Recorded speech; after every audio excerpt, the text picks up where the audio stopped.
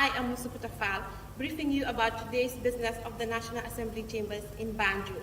It all begins with communication from the Chair, Honorable Speaker Fabakary Tombong Jatta, after which honorable members will debate on the State of the Nation address delivered on Thursday by His Excellency, President of the Republic of the Gambia.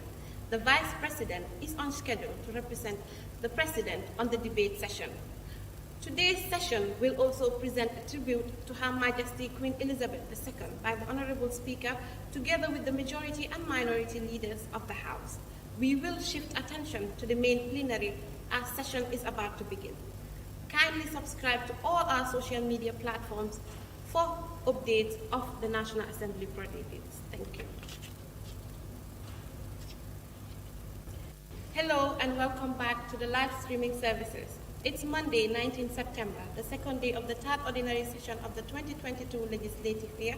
I am Musupata Fall, briefing you about today's business of the National Assembly Chambers in Banjul.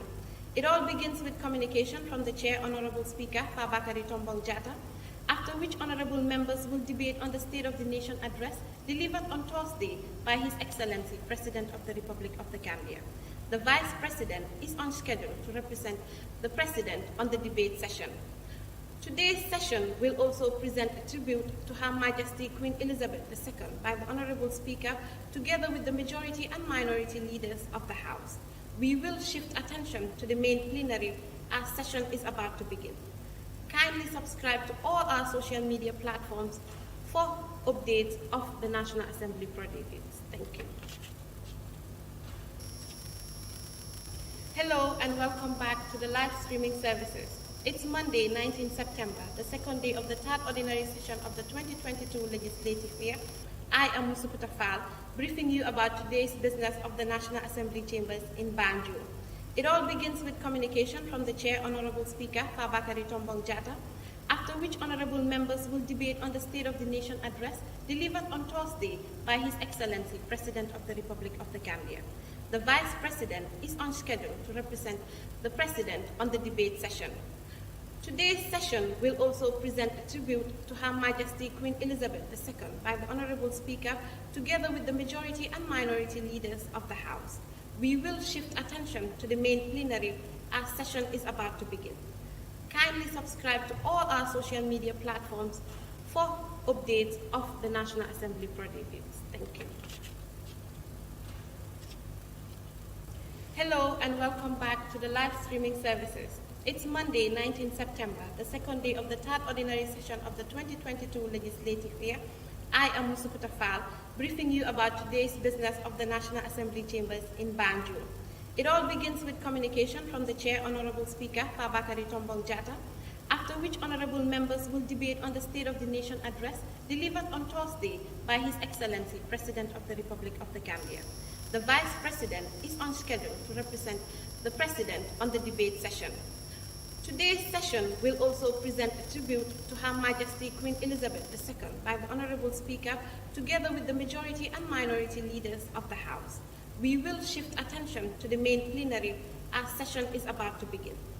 Kindly subscribe to all our social media platforms for updates of the National Assembly proceedings. Thank you. Hello and welcome back to the live streaming services. It's Monday, 19 September, the second day of the third ordinary session of the 2022 legislative year. I am Musupata Fall, briefing you about today's business of the National Assembly Chambers in Banjul. It all begins with communication from the Chair, Honorable Speaker Fabakary Tombong Jatta, after which honorable members will debate on the State of the Nation address delivered on Thursday by His Excellency, President of the Republic of the Gambia. The Vice President is on schedule to represent the President on the debate session. Today's session will also present a tribute to Her Majesty Queen Elizabeth II by the Honorable Speaker, together with the majority and minority leaders of the House. We will shift the main plenary as session is about to begin.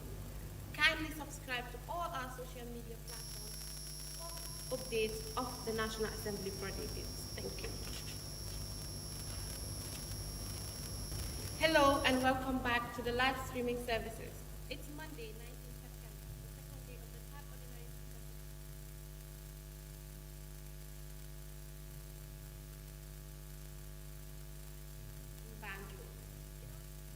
communication from the Chair, Honorable Speaker Fabakary Tombong Jatta, after which honorable members will debate on the State of the Nation address delivered on Thursday by His Excellency, President of the Republic of the Gambia. The Vice President is on schedule to represent the President on the debate session.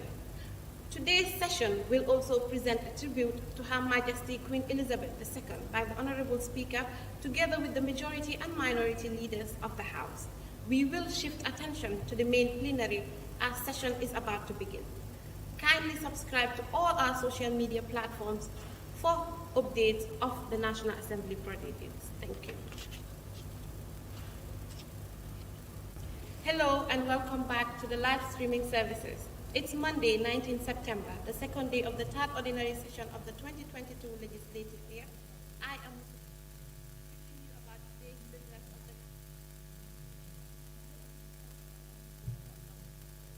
Hello and welcome back to the live streaming services. It's Monday, 19 September, the second day of the third ordinary session of the 2022 legislative year.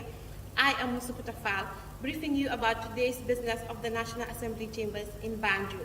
It all begins with communication from the Chair, Honorable Speaker Fabakary Tombong Jatta, after which honorable members will debate on the State of the Nation address delivered on Thursday by His Excellency, President of the Republic of the Gambia. The Vice President is on schedule to represent the President on the debate session. Today's session will also present a tribute to Her Majesty Queen Elizabeth II by the Honorable Speaker, together with the majority and minority leaders of the House. We will shift attention to the main plenary as session is about to begin. Kindly subscribe to all our social media platforms for updates of the National Assembly proceedings. Thank you. Hello and welcome back to the live streaming services. It's Monday, 19 September, the second day of the third ordinary session of the 2022 legislative year. I am Musuputa Fall, briefing you about today's business of the National Assembly chambers in Banjul. It all begins with communication from the Chair, Honorable Speaker Fabakary Tombong Jatta, after which honorable members will debate on the State of the Nation address delivered on Thursday by His Excellency, President of the Republic of the Gambia. The Vice President is on schedule to represent the President on the debate session. Today's session will also present a tribute to Her Majesty Queen Elizabeth II by the Honorable Speaker, together with the majority and minority leaders of the House. We will shift attention to the main plenary as session is about to begin. Kindly subscribe to all our social media platforms for updates of the National Assembly proceedings. Thank you. Hello and welcome back to the live streaming services. It's Monday, 19 September, the second day of the third ordinary session of the 2022 legislative year. I am Musuputa Fall, briefing you about today's business of the National Assembly chambers in Banjul. It all begins with communication from the Chair, Honorable Speaker Fabakary Tombong Jatta, after which honorable members will debate on the State of the Nation address delivered on Thursday by His Excellency, President of the Republic of the Gambia. The Vice President is on schedule to represent the President on the debate session. Today's session will also present a tribute to Her Majesty Queen Elizabeth II by the Honorable Speaker, together with the majority and minority leaders of the House. We will shift attention to the main plenary as session is about to begin. Kindly subscribe to all our social media platforms for updates of the National Assembly proceedings. Thank you. Hello and welcome back to the live streaming services. It's Monday, 19 September, the second day of the third ordinary session of the 2022 legislative year. I am Musuputa Fall, briefing you about today's business of the National Assembly chambers in Banjul.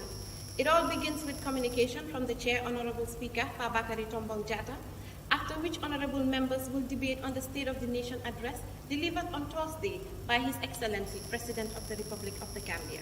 The Vice President is on schedule to represent the President on the debate session. Today's session will also present a tribute to Her Majesty Queen Elizabeth II by the Honorable Speaker, together with the majority and minority leaders of the House. We will shift attention to the main plenary as session is about to begin. Kindly subscribe to all our social media platforms for updates of the National Assembly proceedings. Thank you. Hello and welcome back to the live streaming services. It's Monday, 19 September, the second day of the third ordinary session of the 2022 legislative year. I am Musuputa Fall, briefing you about today's business of the National Assembly chambers in Banjul. It all begins with communication from the Chair, Honorable Speaker Fabakary Tombong Jatta, after which honorable members will debate on the State of the Nation address delivered on Thursday by His Excellency, President of the Republic of the Gambia. The Vice President is on schedule to represent the President on the debate session. Today's session will also present a tribute to Her Majesty Queen Elizabeth II by the Honorable Speaker, together with the majority and minority leaders of the House. We will shift attention to the main plenary as session is about to begin. Kindly subscribe to all our social media platforms for updates of the National Assembly proceedings. Thank you.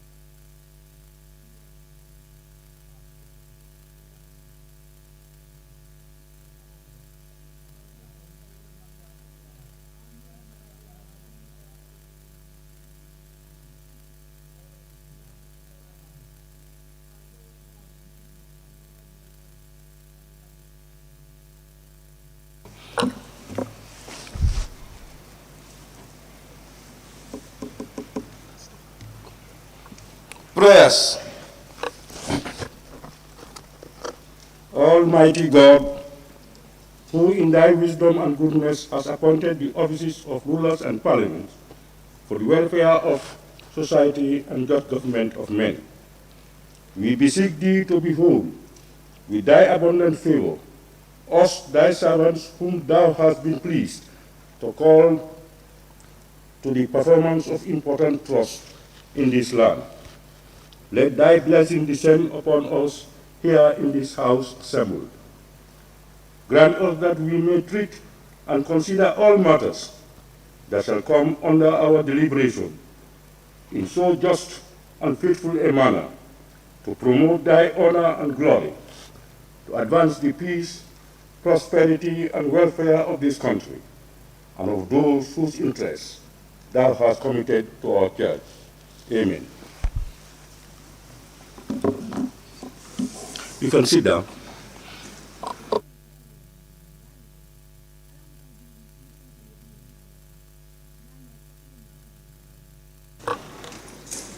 Communication from the chair.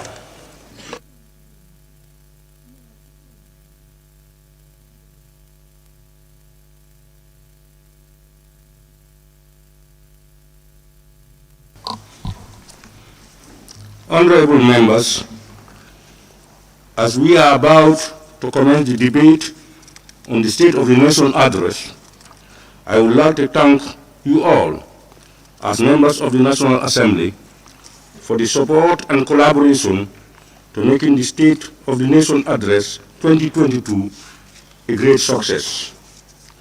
In the same vein, I wish to remind the Assembly that the President has outlined in his address the government's policies, programs, and the administration of state for our consideration and scrutiny. The President has indeed entreated us to continue to work together in the best interest of the nation, peace and stability amidst the difficult socio-economic challenges we face as a group and as a country. Therefore, I wish to reiterate that we must nurture our young democracy for a peaceful and prosperous Gambia, and in doing so, I kindly urge honorable members to reflect and debate on the address with diligence. I thank you all. Clerk, can we proceed? Correction and approval of records of votes and proceedings of the National Assembly sitting of Monday, 12 September 2022. Honorable members,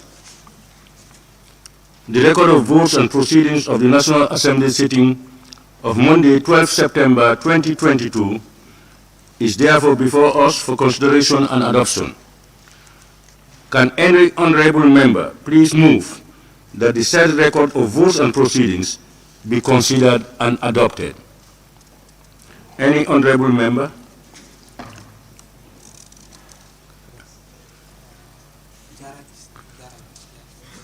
Honorable member for Jara West.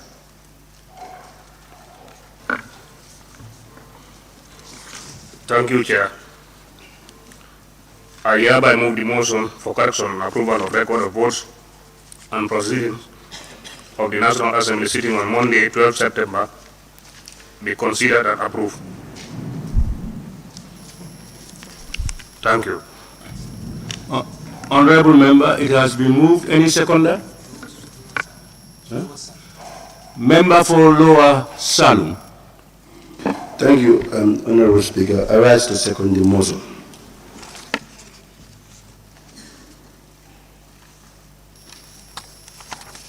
Honorable members, it has been moved and seconded that the record of votes and proceedings of the National Assembly sitting of Monday, 12 September 2022 be adopted. Any other issue? None. Now we look at the record of votes. I think you all have it in circulation. You all have copies. We're looking at the one for 12th September 2022. I suggest that we do it page by page as usual. So we begin with page 1.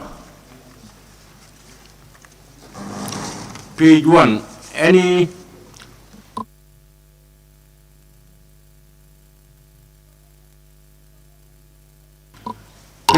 any comments or observations?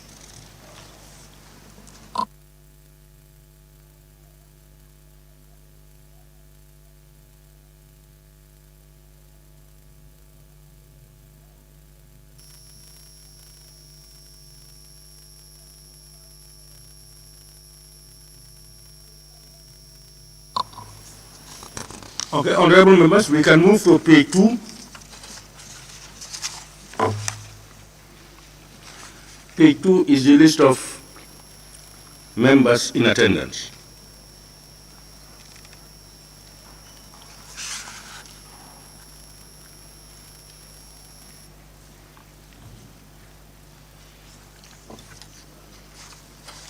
Okay, we can now move to page 3. Any comments on page 2? Yes, member for Serekunda. Page 1. It looks like, say, the foreign members, National Assembly members were present.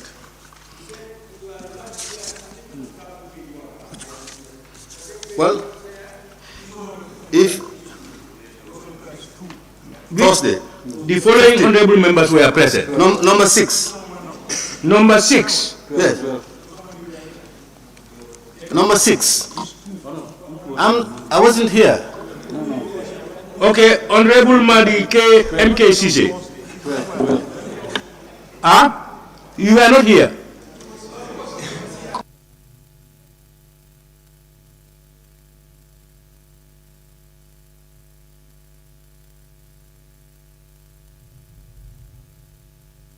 This one, honorable members, 12th is the sitting, our first day sitting, on Monday. Honorable Cisse is correct. Okay. On page, Combo East.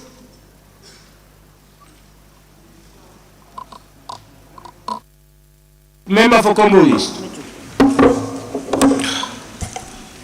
Honorable Speaker, I've noticed that my name doesn't reflect on the list of members that were in attendance. Page 1 and 2, I haven't seen my name reflected. And 3.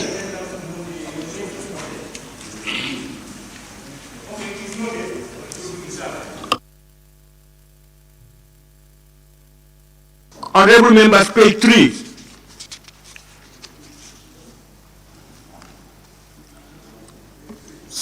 Yes, honorable member.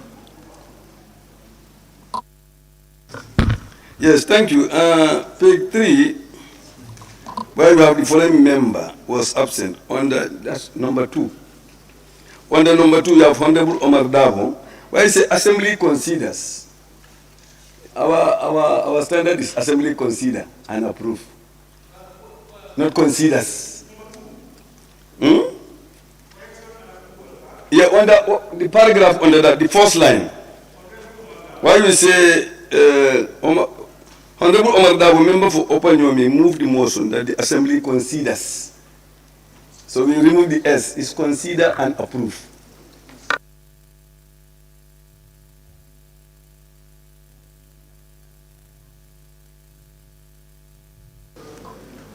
Honorable members, any comments?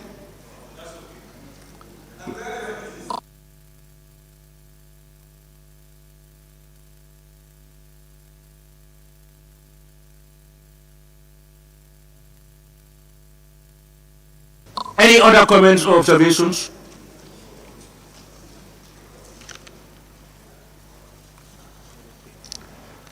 Now we move to page 4.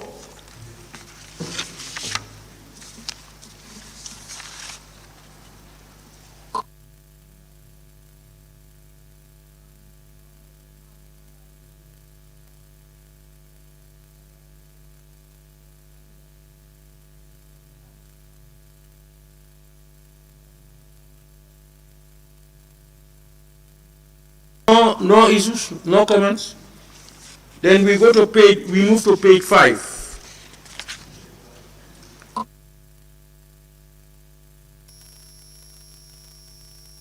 Where you have motion without notice, order 53, second line. The Committee on Trade for scrutiny and advice. And advised, not unadvised. You've seen that?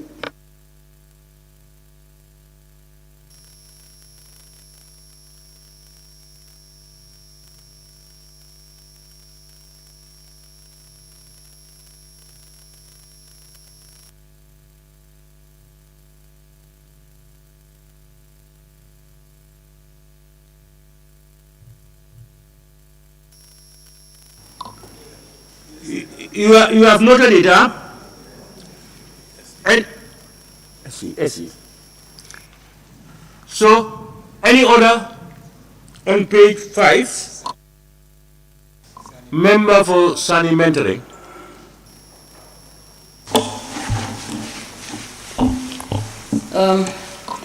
Members debated on page 5 on the ensuing debate. You have members debated on the motions. And number one, you have the Honorable Bileji Chunkara, Majority Leader for Kantora. Not Majority Leader and Kantora. Okay, where you have ensuing debate, number 1, Honorable Bileji Chunkara, Majority Leader and Member for Kantora. Yes.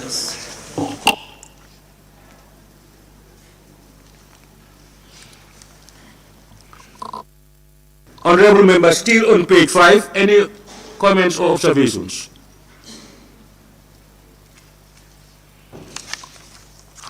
Okay, we now move to the last page, page 6.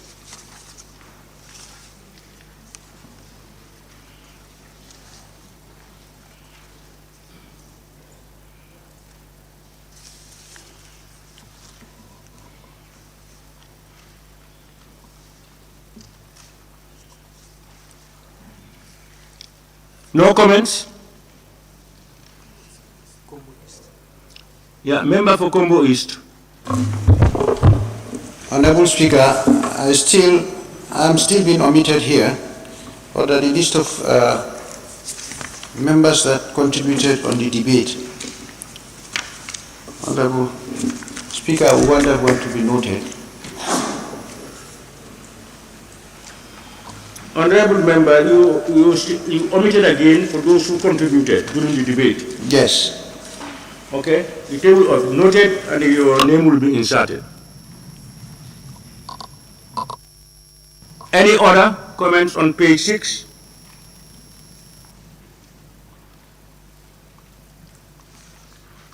Okay.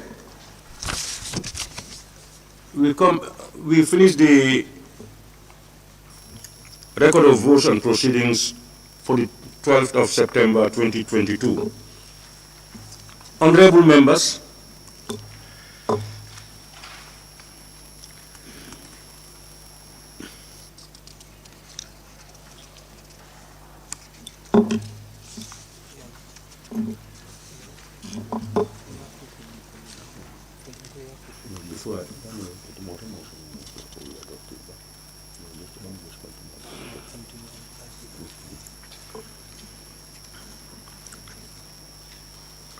all right, honorable members, it has been moved and seconded that the record of votes and proceedings of the National Assembly sitting of Monday, 12th September 2022 be adopted with amendments. Those in favor, please say aye. Not in favor, please say no. The ayes have it.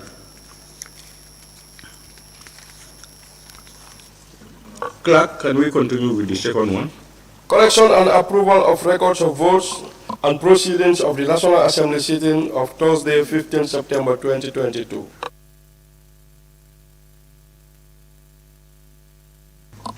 Honorable members, the record of votes and proceedings of the National Assembly sitting of Thursday, 15 September 2022 is before us for consideration and adoption. Can any honorable member please move that the said record of votes and proceedings be considered and adopted? Any honorable member? Member for Jara Central. Thank you, Honorable Speaker. I rise to move that the record of votes and proceedings of the National Assembly sitting of Thursday, 15th September 2022 be considered and approved. Any seconder, honorable members? Thank you, Honorable Speaker. I rise to second the motion.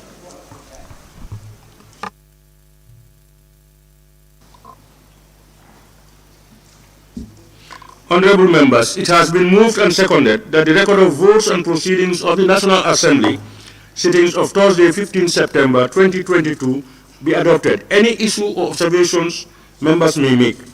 We now look at the record of votes and proceedings. And as usual, we will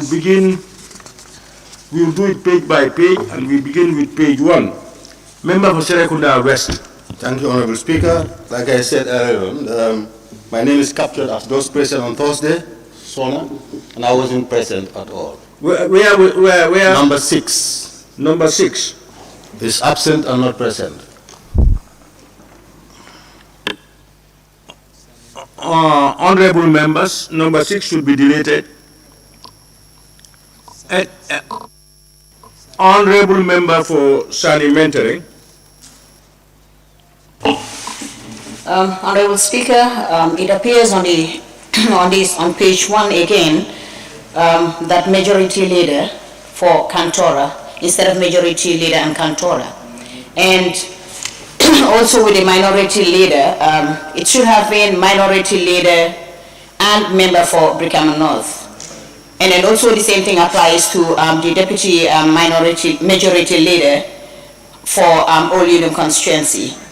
And then also the same thing applies to deputy minority leader for Serekunda West. Thank you. I take my seat. Thank you. Deputy minority leader should be deleted.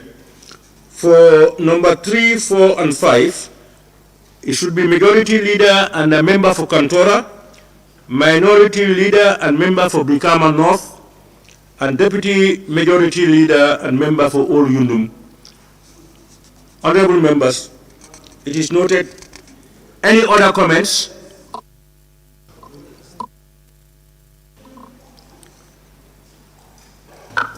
Honorable Speaker, what we are putting there, we are simplifying it just by putting Bakau, etc., Wuli East, Wuli West, etc. So, even if you say majority leader, well, it's Kantora which remains. You don't go into. That's the method of writing it. Majority leader. I want to concur with him that we want to rhyme it with the previous ones. There is something like member for Bakau or Joshua. It's just 100 member of Seni, whatever. You have Bakau, you have 100 member Asanture Bakau. So it's okay in that format. And Kantora and All Yundum and Serekunda. It's okay. You're coming back? Honorable Speaker, yes, just to simplify it, the majority leader, instead of adding an, it either has to be comma, Kantora, or for Kantora. Thank you.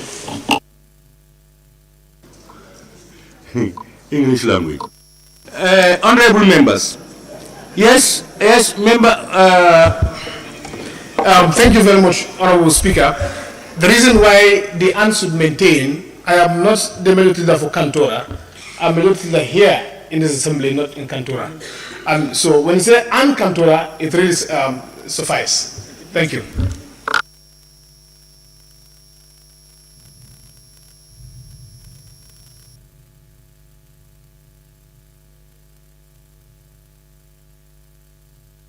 Do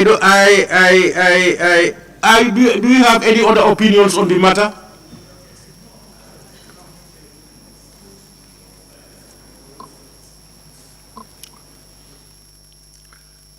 I don't know. Majority leader and Kantora. the signal it sends for me is different from majority leader and member for Kantora. For the others, yes, they have constituency names stated there. There is not member of Serekunda constituency or this constituency, just the name of the constituency. But you are using your title, either we use majority leader and full stop. But let's hear opinions. Member for Lower Badibu. Pardon? Thank you, Honorable Speaker. I believe it should be Majority Leader, Kantora. Full stop. Yeah? If you ask my opinion, I would add member for Kantora. That's what I would take. You are saying majority leader and member for Kantora. Kantora. That flows better than majority leader and Kantora. That sounds very ugly. An opinion is the same.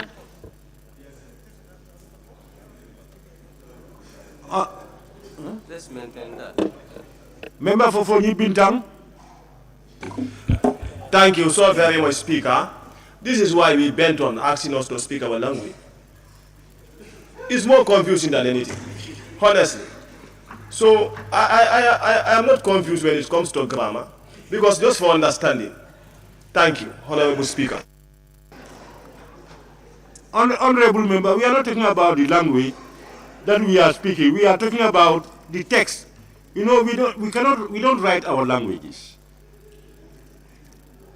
Now, honorable members, do we correct it to majority leader and member for Kantora? Yes.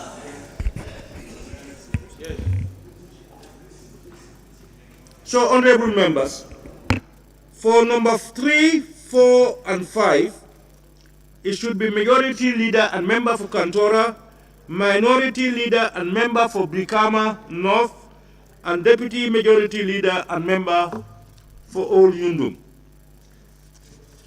Can we proceed to page 2?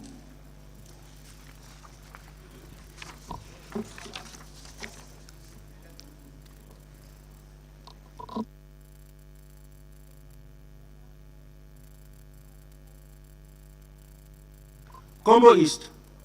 Honorable Speaker, I've seen the name of Honorable Yaya Gassama. Who?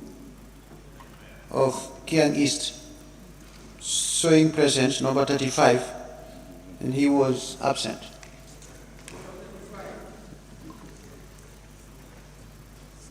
Number 35, Honorable Yaya Gassama of Kiang East, he said he was absent. Is Yaya around? Is Honorable member around? He's absent. He was absent. And he was absent on the day itself, huh? Yes. Confirm? Confirmed. Okay. Number 35, deleted honorable members.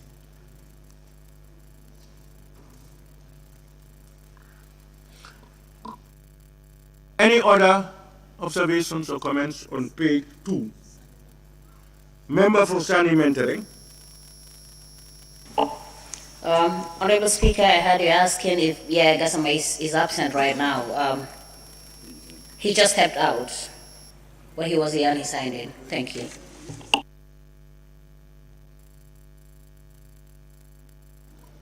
I don't follow you. Yeah, we have removed his name. They said he was absent. Are you saying that he was in? No, I knew he was absent on that day, but today, I just heard you asking if he's around. That's what I'm trying to confirm, that he's here. He just stepped out. Thank you. Yeah, but he's not around. Stepping out means you are not around.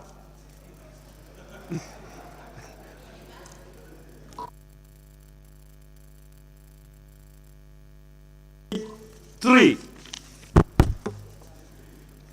Yes, honorable member for Woolly East.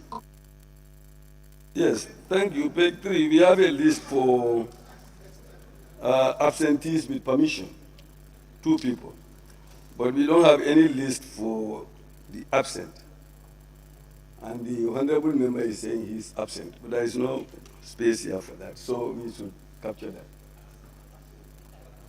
that. You say that we have a list for those absent with permission. There is a caption for those with permission, absent with permission. So I said we should have a caption for those who are absent without permission. Because he does not have permission. Who gave him permission? Deliberately absent.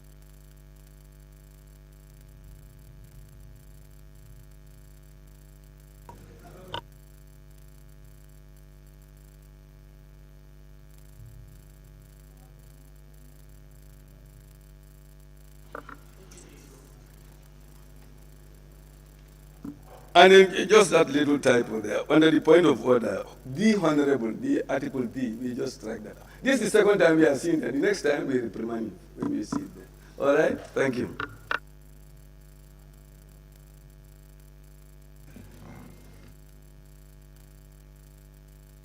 Honorable Member, I share your opinion. I don't even know with permission or without permission. I don't know where it came from. I'm sure they must have just told the table office that I'm not coming, and that is permission. And somebody who has not told him that I'm not coming doesn't have permission to go. That's what I was discussing with him. Permission to go, to absent yourself from the assembly, comes from the speaker. All right? Members have a right to absent themselves for a period of time. You can come and go without permission. You can stay home without permission.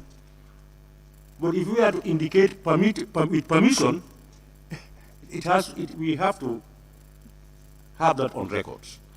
And if we have those with permission stated, I think we should also have those without permission, as he stated. What is the way forward? What are you suggesting, Honorable Member? Will East? Now, I'm simply saying, just like what you said, we have those with permission. They are absent with permission, is mentioned. And we also have a caption for those without permission, because they deliberately absented themselves without any permit. Okay, the table office will note that down and do the relevant corrections. Yes, Honorable Majority Leader and Member for Kantora.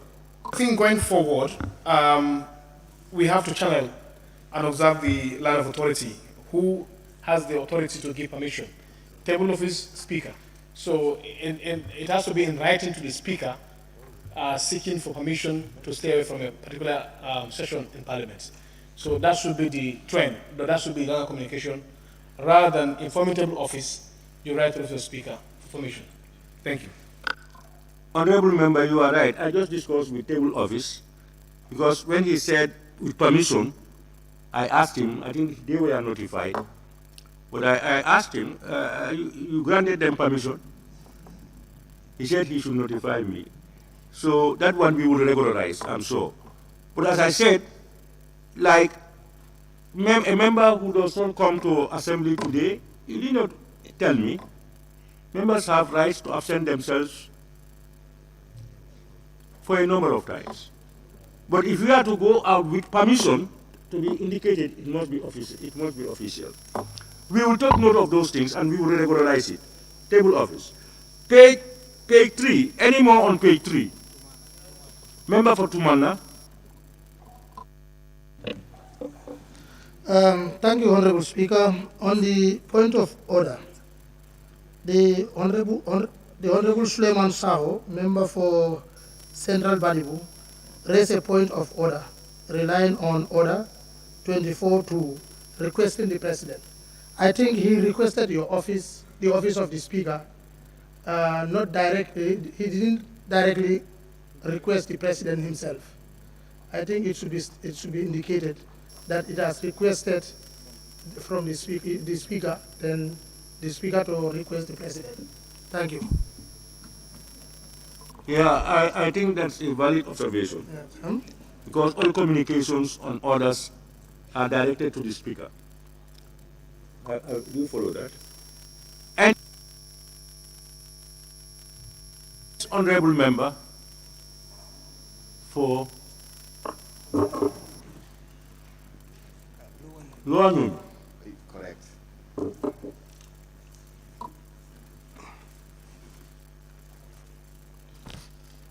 Honorable Speaker, good morning. I have observed that in page 3, letter B, His Excellency the President of the Republic. I prefer the Republic of the Gambia. You use your mic under page 3? Yes, His Excellency the President of the Republic. Where? Page 3, letter B. On the motion, the sentence should be completed. The President of the Republic of the Gambia. His Excellency the President of the Republic of the Gambia. What the honorable member is saying is just after number 2 motion, yes, you have the State of the Nation address, you have a sentence there. His Excellency the President of the Republic, he is saying that it should be His Excellency the President of the Republic of the Gambia. Am I right? Yes, please. And that sentence continue. Okay. His Excellency the President of the Republic of the Gambia, Mr. Adam Barrow of the Gambia, again is missing there. Okay. Thank you.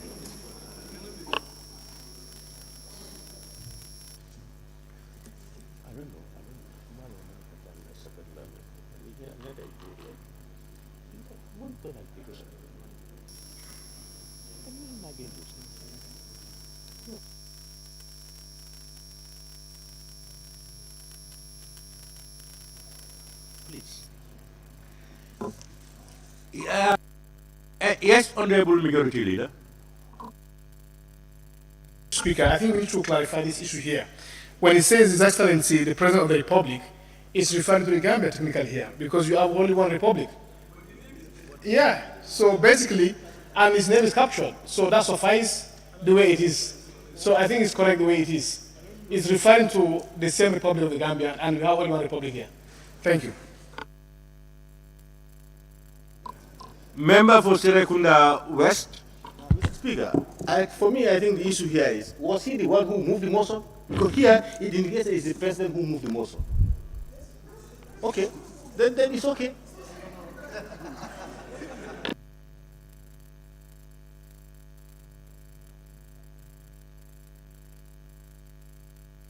Honorable member for Serekunda West, I have not got your point. It's taken care of. I was asking whether it's the president who moved the motion, and my colleagues all said yes. I said that it's okay. I'm fine with it.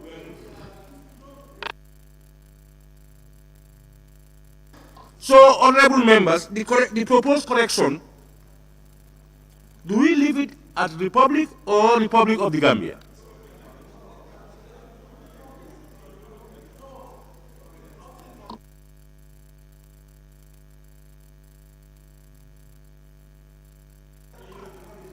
Is there any wrong? Is there anything wrong with His Excellency the President of the Republic of the Gambia?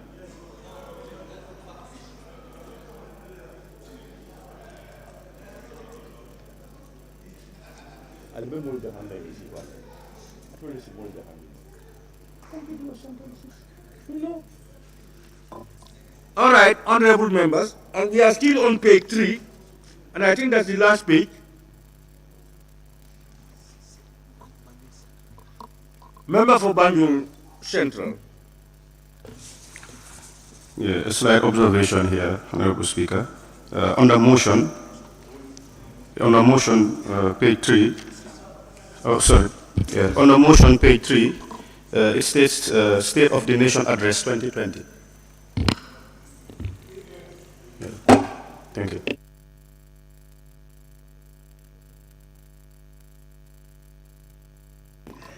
Thank you very much. Honorable members, on the same page, number 2 motion, State of the Nation Address 2020 is what is recorded. It should be 2022. Thank you very much, honorable member. Any more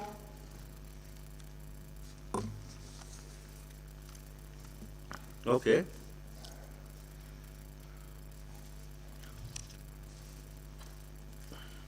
Honorable members, it has been moved and seconded that the record of votes and proceedings of the National Assembly sitting of Thursday, 15 September 2022 be adopted with amendments. Those in favor, please say aye. Not in favor, please say no. The ayes have it.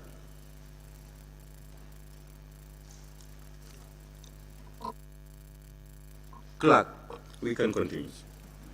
Tribute, condolences to Her Majesty Queen Elizabeth II by the Honorable Speaker of the National Assembly, the Honorable Majority Leader, and the Honorable Minority Leader.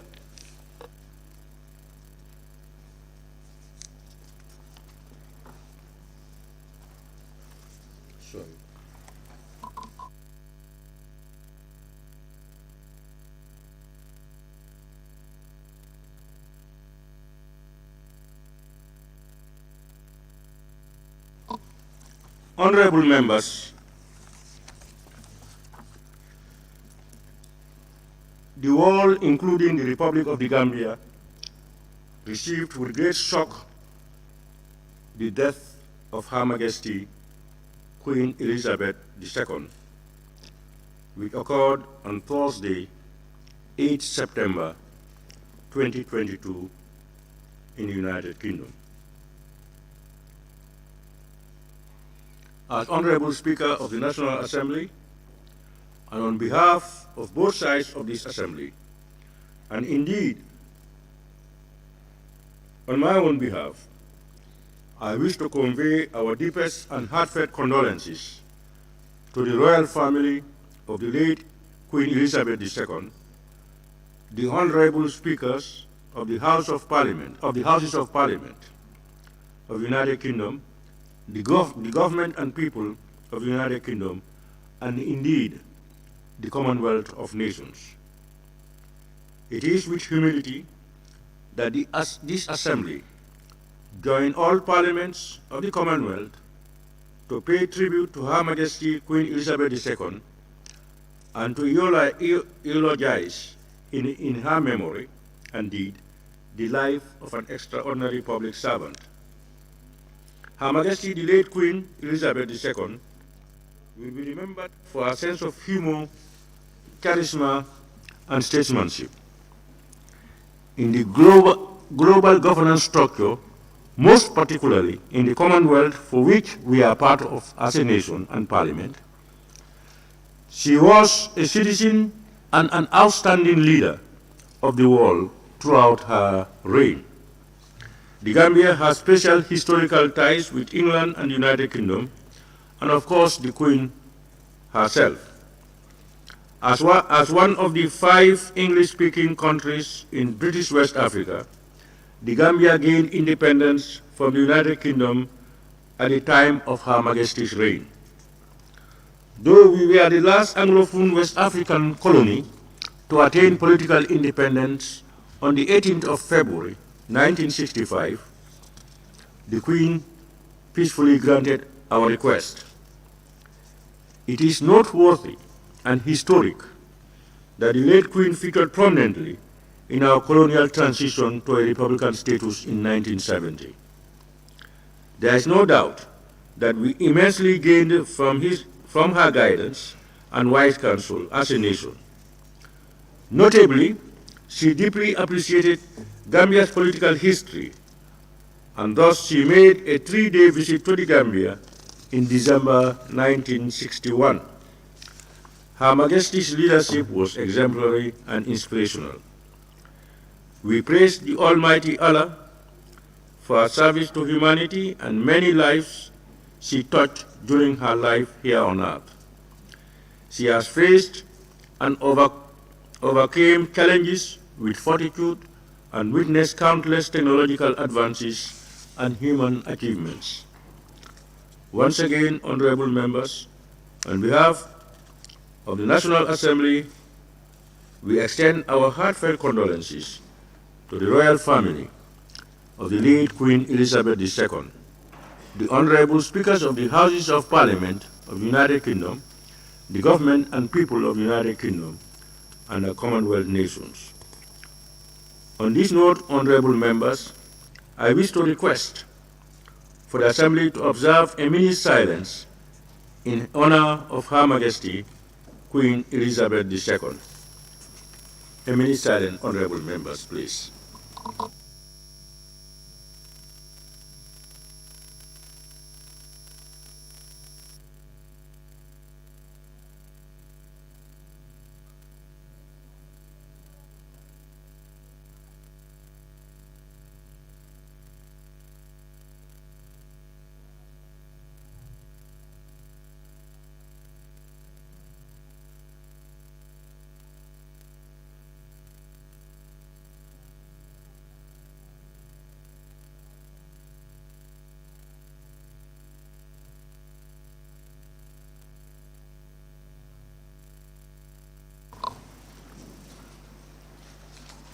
Thank you, honorable members.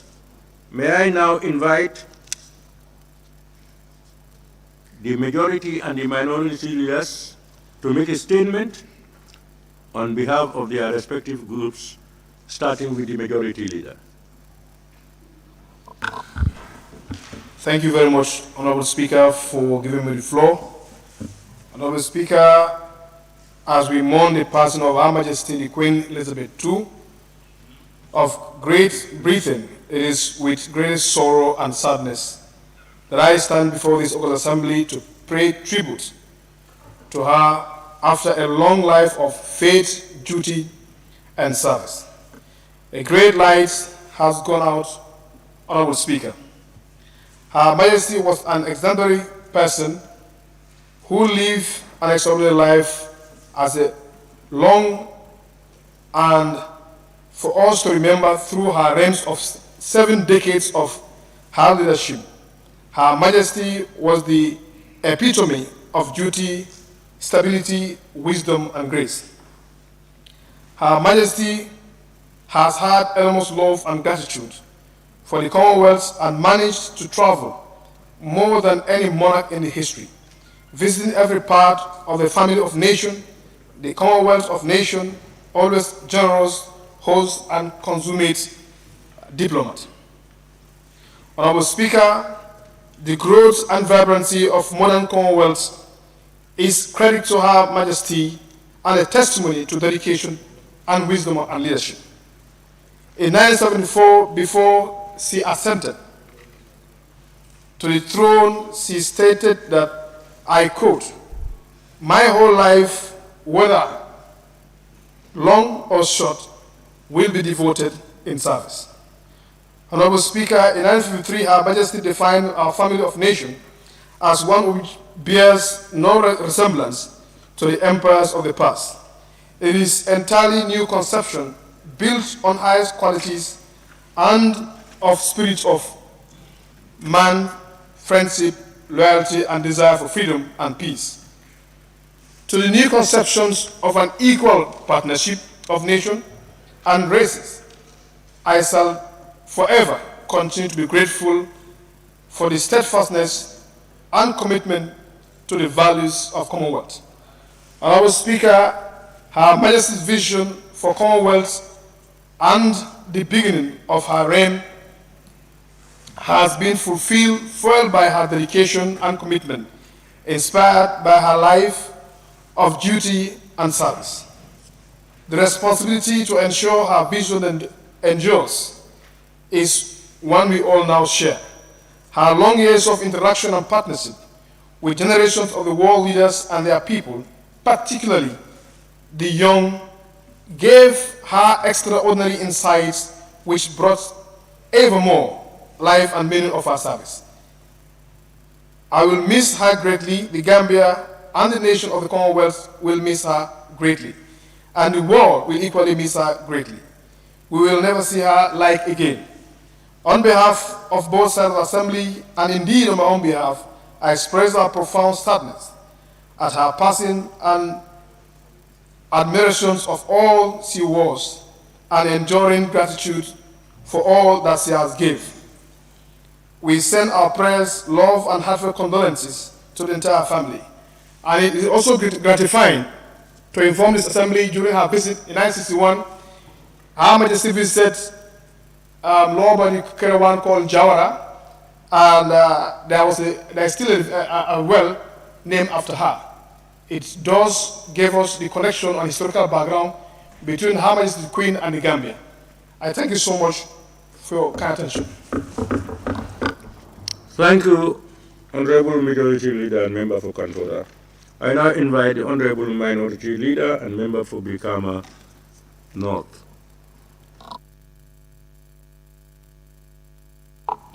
Thank you very much, Honorable Speaker.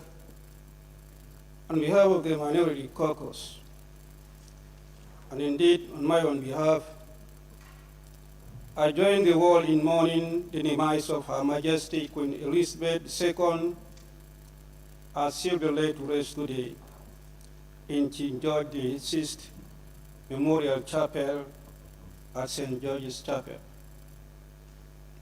Queen Elizabeth II lived an exemplary life of selflessness, tenacity, and dedication to service. The duty, service, and dedication she demonstrated throughout her reign was not just exemplary, but extraordinary. Her Majesty Queen Elizabeth II embodied the modern British nation's continuity and unity for over 7 decades. She was a rock on which the modern Britain was built. On behalf of the Minority Caucus of the National Assembly of the Gambia and its wider membership, we offer our deepest condolences to the royal family, the government and people of the United Kingdom, the realms and Commonwealth of Nations. Our thoughts also extend to our colleagues in the Parliament of the United Kingdom. Representing one of the elements of the United Kingdom Parliament, with the House of Commons and House of Lords, Queen Elizabeth II was steadfast in her commitment to parliamentary democracy. In addition to being the head of state, Queen Elizabeth II was also a great supporter of democracy, human rights, and rule of law, and around the world, as she demonstrated on numerous occasions throughout the 7 decades of her reign. Her Majesty Queen Elizabeth addressed hundreds of parliamentarians from around the world and had always underlined the core values of multilateralism and importance of bringing parliamentarians together to find peaceful methods of solving disputes and to understand each other better. At a time of uncertainty and upheaval in the world, Her Majesty's shiny and unifying presence will be sorely missed by the people of the Gambia and the Commonwealth family. Our thoughts and hearts are with the people of the United Kingdom and all those who are mourning around the world in the difficult days ahead. We pray to Almighty God that Her Majesty's lifetime of service to humanity will be a source of inspiration for the present and future generations of leaders. May her soul rest in peace. Thank you. Thank you, Honorable Member. May her soul rest in peace. Honorable Clerk, can we proceed? Motion. Debate on the State of the Nation Address 2022 by His Excellency the President, represented by His Excellency the Vice President. Thank you, Clerk. Honorable members,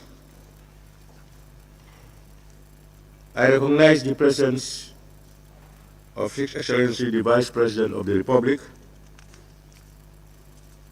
representing the President on this debate. Honorable members, may I request that any honorable member who wishes to take part in the debate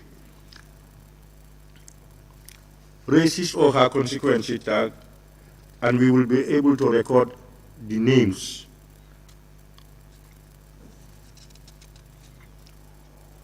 However, before giving any member the floor, may we remind ourselves to respect the rules of the debate.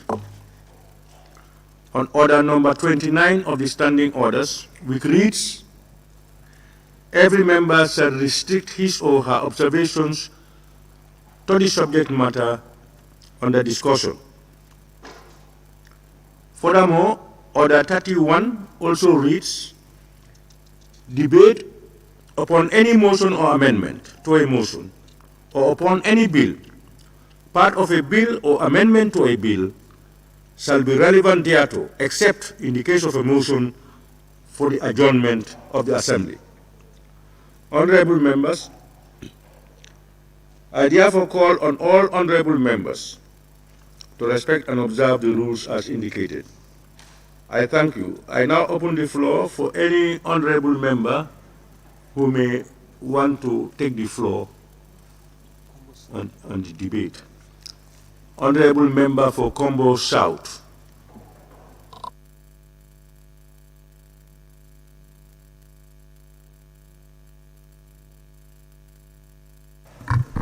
Thank you very much, Honorable Speaker, for giving me the floor. I also want to join you to welcome the Vice President to the debate. And I don't know to what extent did the Director of Parliamentary and Legislative Matters and also the Table Office invited all the other ministers of this great nation. We've said this over and over during the 5th legislature, that we cannot be talking to ourselves here. The ministers have to come and listen to what the members are saying, because that's the responsibility, and we are in for our people, we are representing our people. And the core importance of this, our process, is legislation. So when we are in the chambers, it is important that the Vice President and all the ministers are present here to listen to what the members are going to say, because the President's address anchored on all the ministries, departments, and agencies of this country. So that will also ease the burden on the Vice President for the ministers to be here and listen for follow-ups and other engagements with the National Assembly. Having said that, Honorable Speaker, I want to take this opportunity also to thank the President for fulfilling the constitutional requirement of the 1997 Constitution, Section 71 and 2, which stipulates the presence of the President to at least come to the National Assembly once and brief the parliamentarians on the status of programs and activities of the government, and also to share some of the information that have been presented by different ministries, departments, and agencies. Our standing order, also 24, call on the President, and this one was more elaborate, Honorable Speaker. It gave a specific time for the President to deliver his presentation. And I think that one we should all try. There again, the Director of Parliamentary Affairs and the Table Office has clearly stated in Standing Order 24 that the President should do his address, shall do this address during the first quarter of the year. That is more democratic, and that is what entails in other jurisdictions and other countries that are doing the same thing.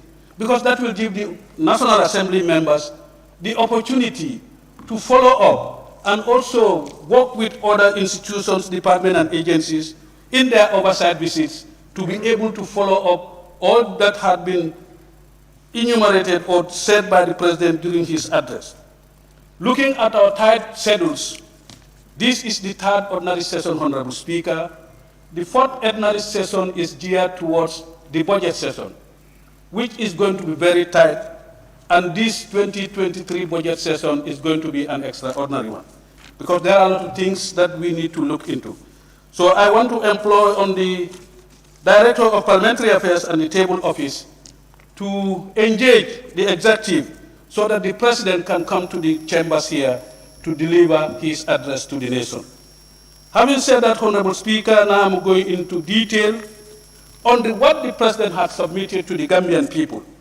I must say, introduction was said and all the things that have been said, but I have not heard any strategy that has been laid by the government in the after effect of COVID-19 that has devastated the nation, which was unexpected. At this time, we should be able to know clearly what are the strategies that the government is going to take so that we are more prepared and post-COVID-19 will be able to do it. The more talk that is going around the world, how far has the Ministry of Health gone with the vaccination of the Gambian citizens? How many people have been vaccinated in this country? And what is the rate? And how do we do to implement these things? All the funds that have been acquired and disbursed to the Ministry of Health have not been enumerated, especially the fund that was out of the 750 million or 734 thereabout that went to the Ministry of Health towards the COVID-19. All the details have to be done. Honorable Speaker, I think the report also lacks a lot of statistical data. We have said this over and over. Statistics is the bedrock of development, and it helps us to do our planning and help us to go do things as we go along in the implementation of our programs. So I think giving us statistics on the issues and programs that have been said and done will enable us and help us to be able to see where are the gaps and where do we build on so that we are safe as a nation. Because without correct statistical data, it is going to be difficult for us to do real budgeting and also improve the status and livelihood of the Gambian people. Honorable Speaker, on finance, that's the bedrock of our entry point. I have not seen what the ministry have not given us the details, the rebound of the agenda and also the low rate of budgetary support. What were the details? Why was that not forthcoming as stated in the report? That will also help us to inform us when we come to the preparation of the 2023 budget. Are we still going to rely on budgetary support from our partners and donors? If they are not forthcoming, do we still continue to put them in our budget line? So, Honorable Speaker, that's also a thought for the FPA committee to engage during our bilaterals that will be done in November to ensure that we take care of these things. Honorable Speaker, another important aspect that has been left out by the Ministry of Finance, the popular vehicle policy. What is the status?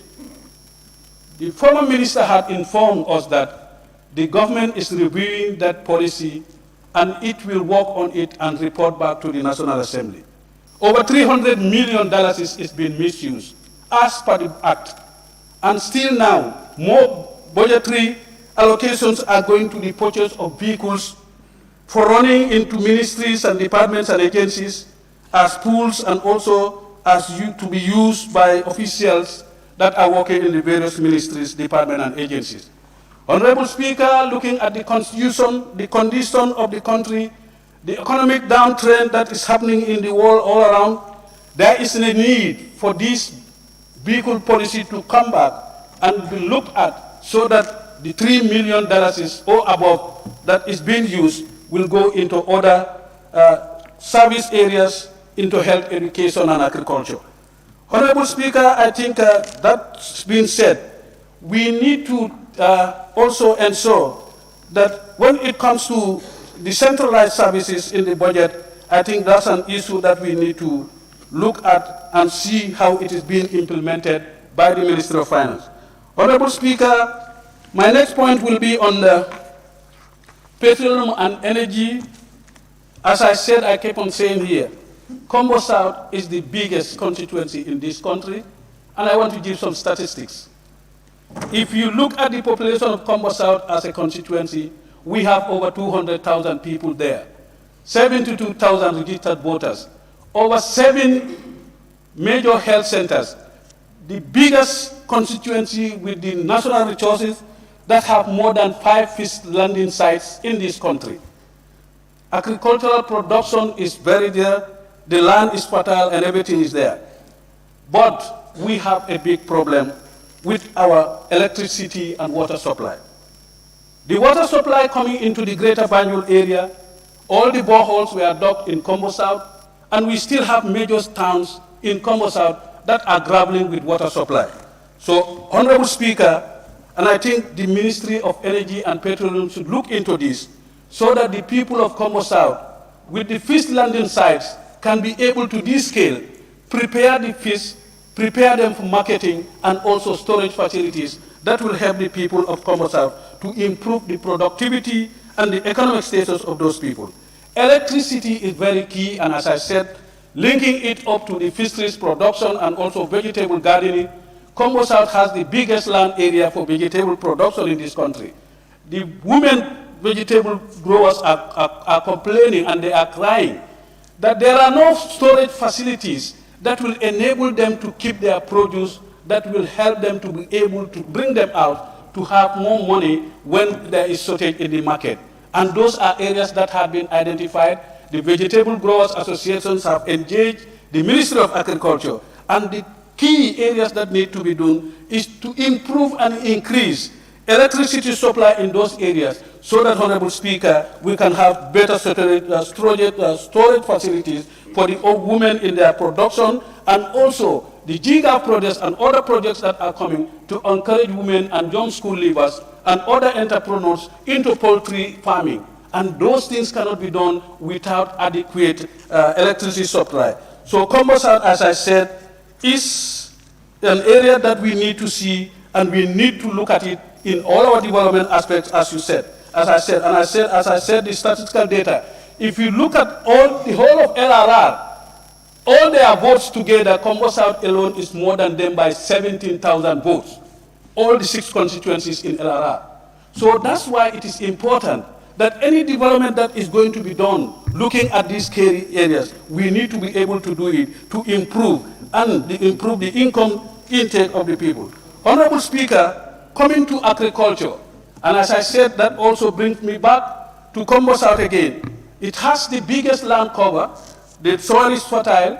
The President talked in his speech about the tractors, but I don't think the ministry or those who prepared the report have given him the details of those tractors, how they were distributed, and what is behind the distribution. How are the farmers going to generate or to have access to those tractors? Who are managing those tractors? The funds that are derived, what are they going to do to improve the agricultural production of our farmers? That is the bedrock of our community and our country as a developing country. And if we said 75% of our production is coming from agriculture.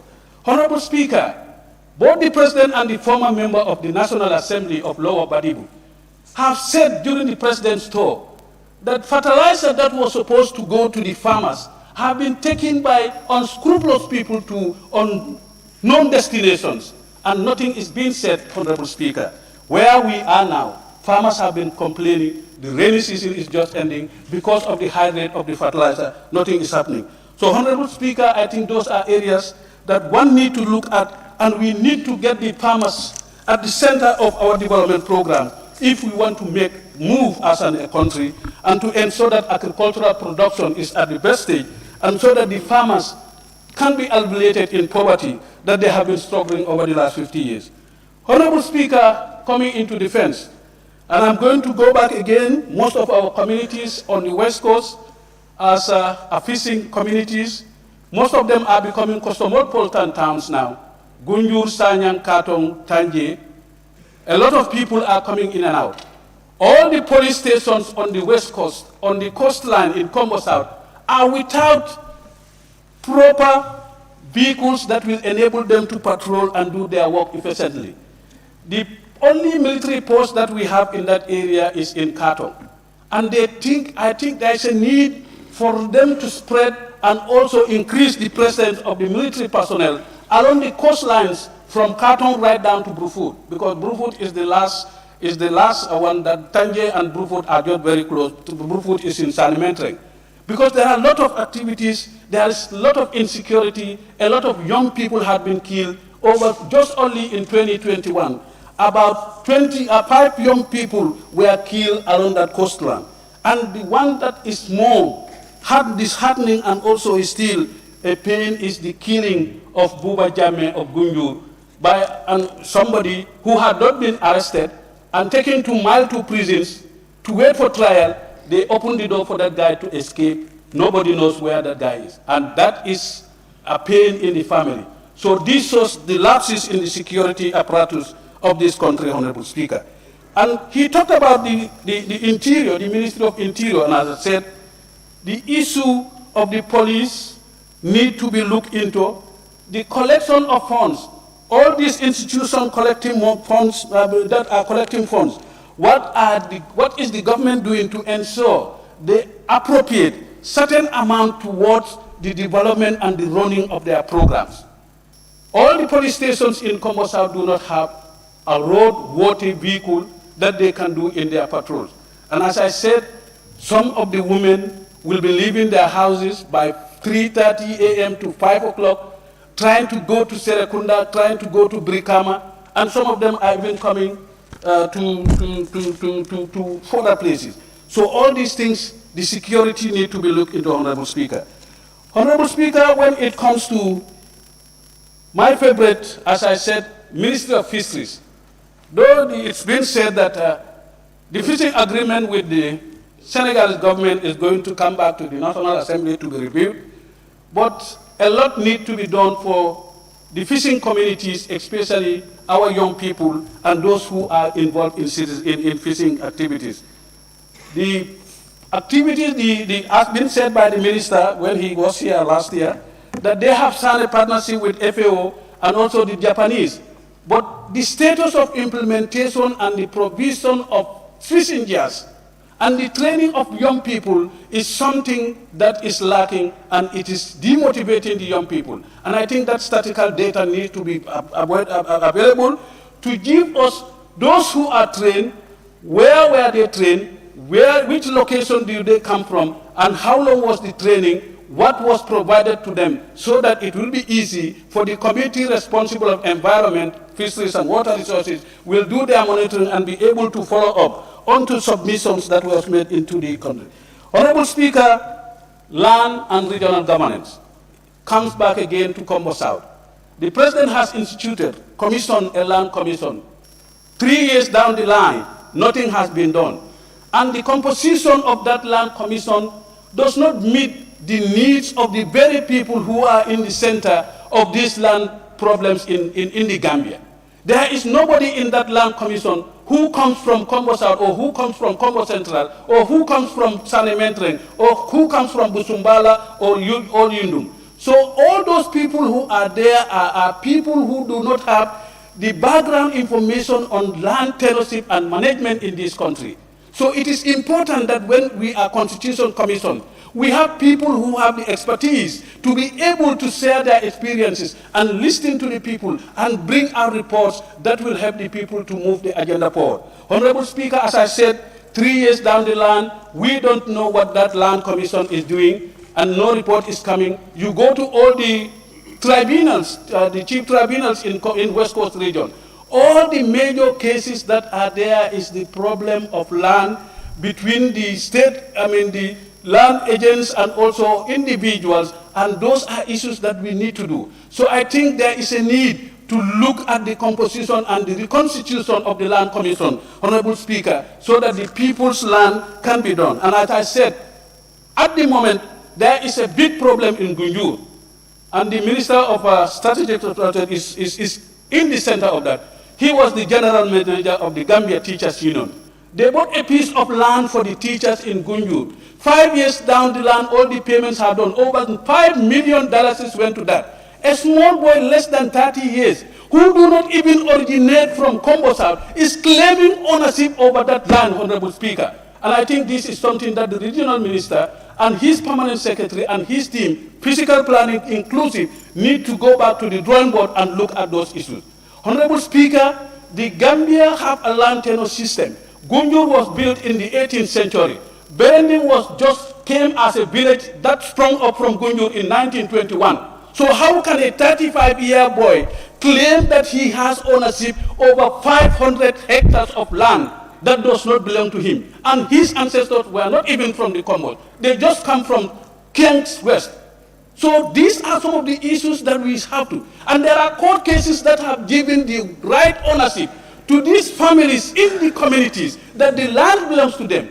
They have done tribunal cases, they have gone to the High Court, and all those things have given land to these people. And that very boy is the one who killed Buba Jammeh in Gunjur, and now he has absconded from the prisons. The Minister of Interior told us that they are going to investigate that. I raised that question here, and they said the court is in the case in the court. They just opened the gate for him, broad daylight, and the boy escaped. On the 27th of December 2020, he is nowhere to be seen. So, Honorable Speaker, I think those are areas that we need to look into. Honorable Speaker, education is the key to development, and we need to be able to be serious with education. Our university is the highest institution for education in this country. We need to resource that institution.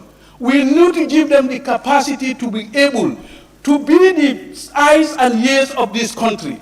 Without a proper university, we are not going to move. The university, and I want to also thank the former Minister of Higher Education, that he has done and expanded the operations of the university, that MDI and GTTI are going to be university of their own, and they'll be doing. But what is needed now, Honorable Speaker, the structures, when they are put there, let us invent, let us put more resources into the university so that it can be the bedrock of all our development programs. And I think the university is neglected. We need to use the expertise of the university for all our work that we are going to do in all our departments and agencies. And I want to commend the UNDP for taking the lead in partnering with institutions, all the local councils, and even this National Assembly. At the moment, we have over 30 young people from the university who are here as interns, working towards and helping the parliamentarians in their research work, in their oversight functions, and also be able to link them with other institutions and do some research. So I think the Ministry of the Higher Education has to be helped so that when the new buildings are done, we resource them. The capacity is there. Let us stop talking that we do not have the capacity. The capacity is in the country. How do we manage that capacity and bring the people that matters into the center and bring them to be responsible of the decision-making processes that can help us to do? And talking about the institutions, I have to go back to RDI, Rural Development Institute, which is under the Ministry of Local Government. There again, Honorable Speaker. All the major development workers of this country who had served the Department of Community Development as directors, most of them are working in the international arena as consultants, as experts, as advisors to communities, countries in the Caribbean, in Asia, as development programs. And we have them in the country here. All the former 4 directors of community development are in country. I don't want to name names. Those of you who have been in this country from 1979 to 1990, you know who they are. They were in the center of the decentralization process. We need to tap their expertise to revive that institute. Community development work is very key. It's the entry point for any development. And that's why all the community development assistants in the regions are assigned to be the Secretary General of the tax in all our regions because of their knowledge in community development. So that institute is dying down, nothing is happening, the young people are frustrated, the curricula is very excellent. I have been to Pedwa, and it's almost the same curricula that I spent 6 months in Pedwa. It's almost the same thing that they are doing. So that institution, when it is revived, the young people will not even have the cost to travel to Pedwa in Buya town, now it's called a city in Cameroon. So I think it is important that more resources is given to those things. And they are following some of the projects that are working in the country to give them funds to reform, to revive those things so that the institutions can use that place for the training of their project staff and ensuring that they reach out to the communities. Honorable Speaker,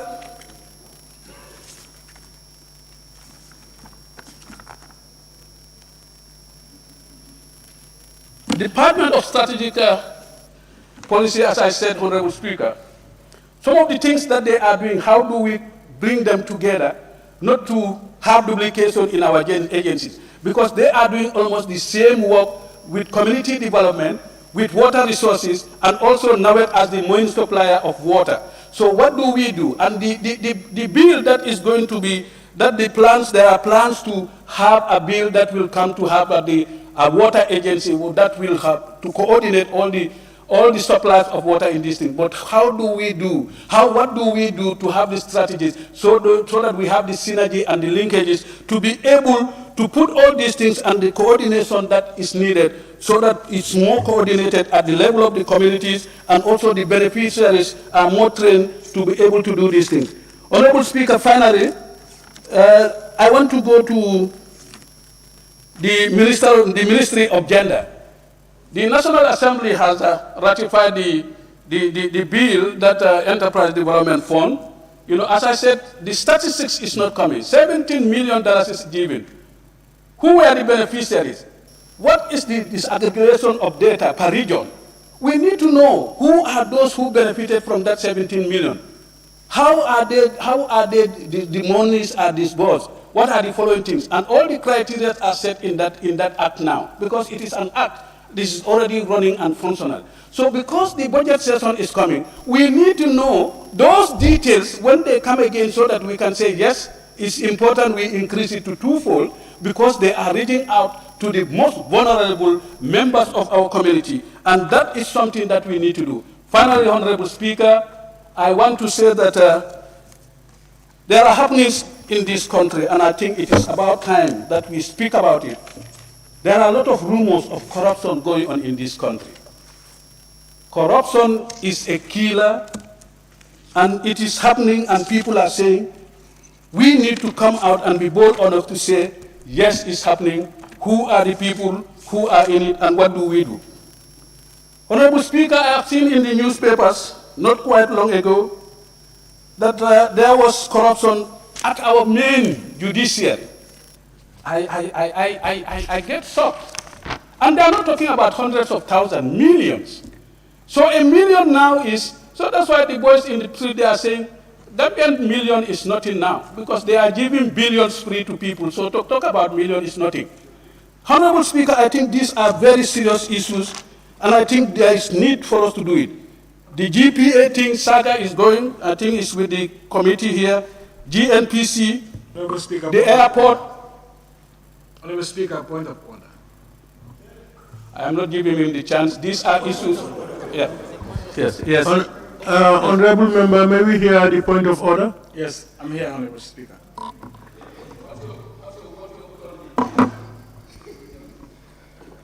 Honorable Speaker, Standing Order 29, subsection 1, or clause 1, every member shall restrict his or her observation to the subject under discussion.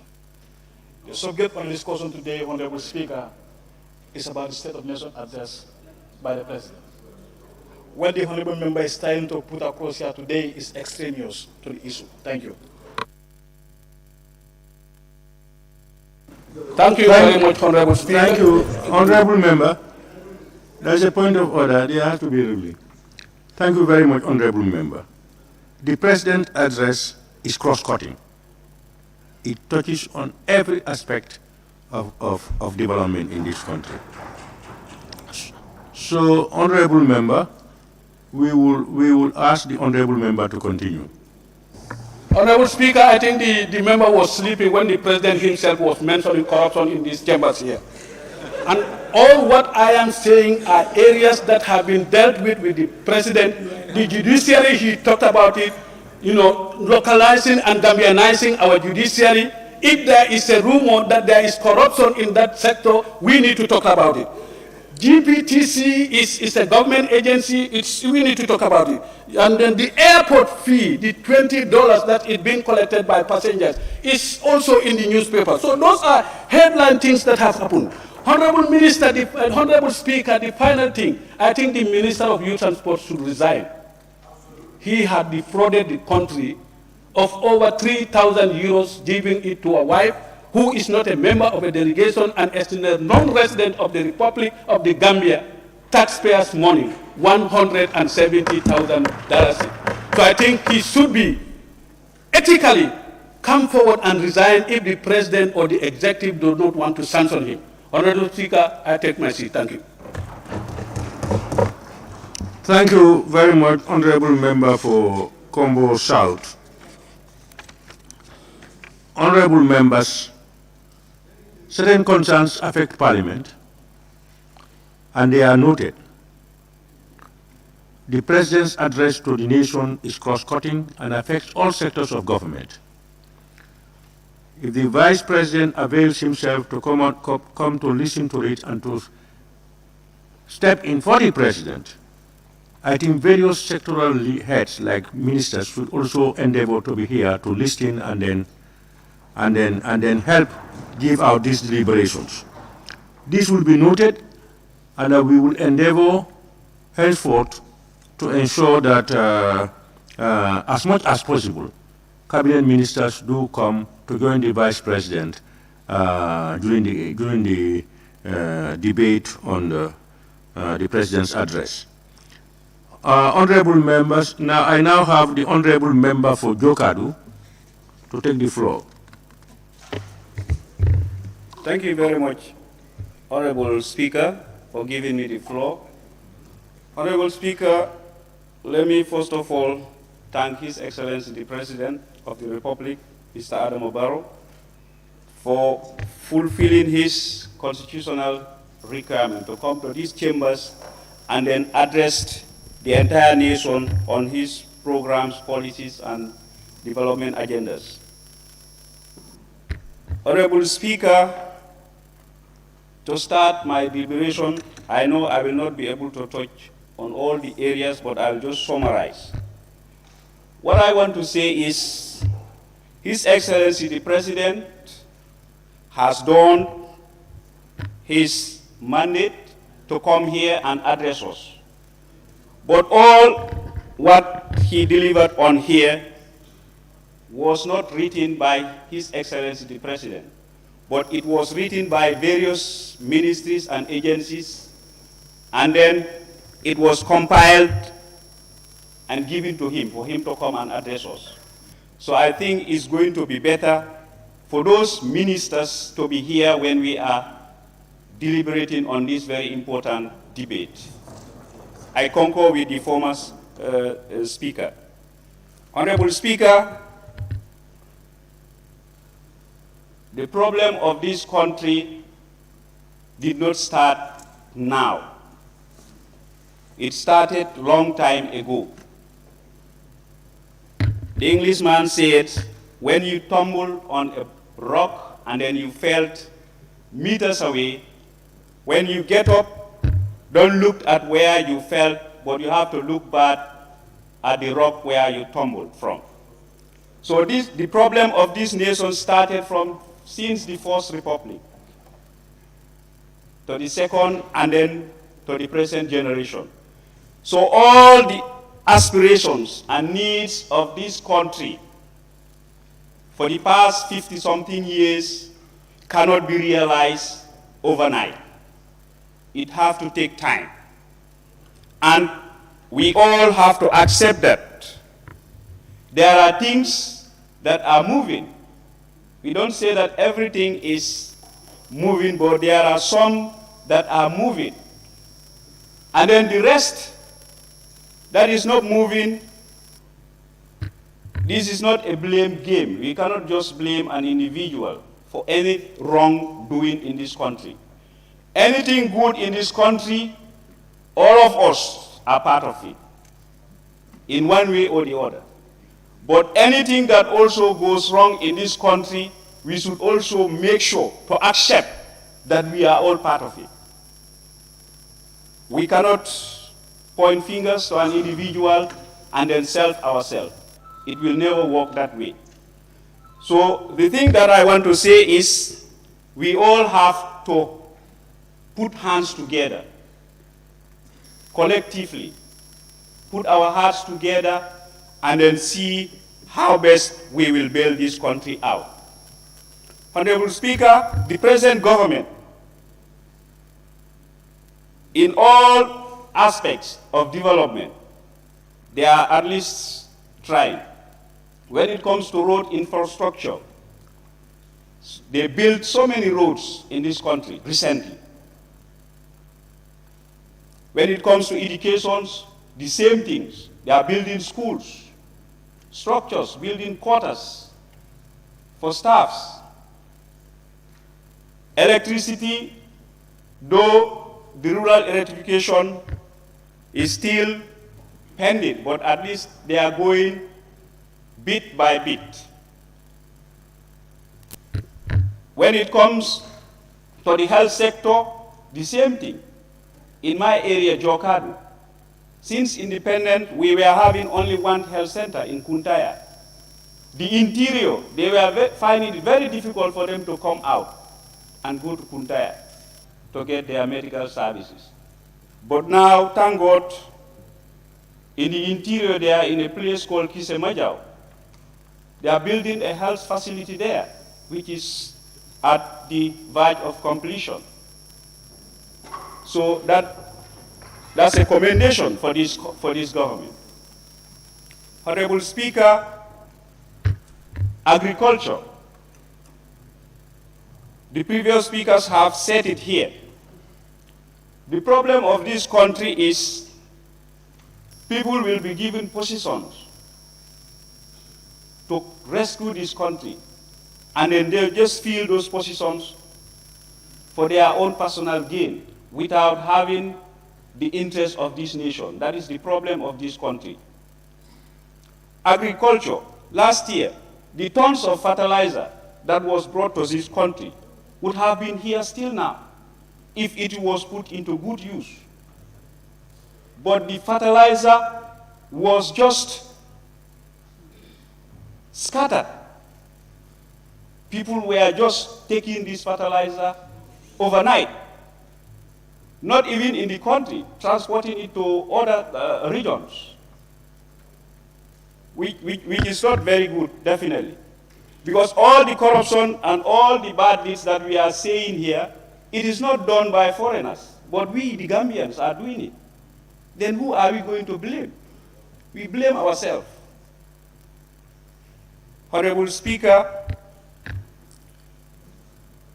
Mr. President has done his quota to come and address us.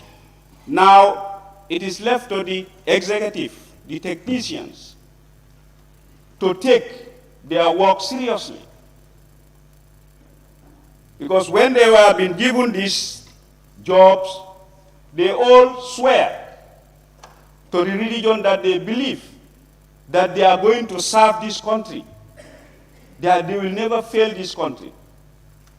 But that is not happening. So I want us to go back to the drawing board. We know that this Gambia is ours. No one is coming here, will never come here to develop this country for us. We, the Gambians, should take the bull by the horn, and then we try to develop this country.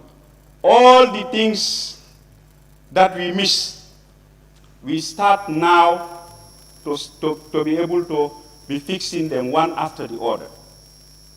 Then in the long run, we will see a Gambia that we all yearn for, a Gambia that is fit for purpose, and a Gambia where our children and grandchildren will be proud of. Thank you very much, Mr. Speaker. Thank you very much, Honorable Member for Jokadu. We now have the Honorable Member for Lower Fladu West. Thank you very much, Speaker, for giving me time. Well, I thank the President for addressing the nation on that fateful day. When I go through this speech, I feel at certain point in time, the President is not informed properly from the line ministry. And this drew my attention to my constituency, Lower Flood West. We believe we hold the food basket of this country. And in agriculture, almost all 8 projects are centered around that area. But still now, we're not getting the benefit of those projects. Looking at the Jakali Pacha, the president have not gone in detail the issue of revitalizing Jakali Pacha. And Jakali Pacha currently is at a very bad shape.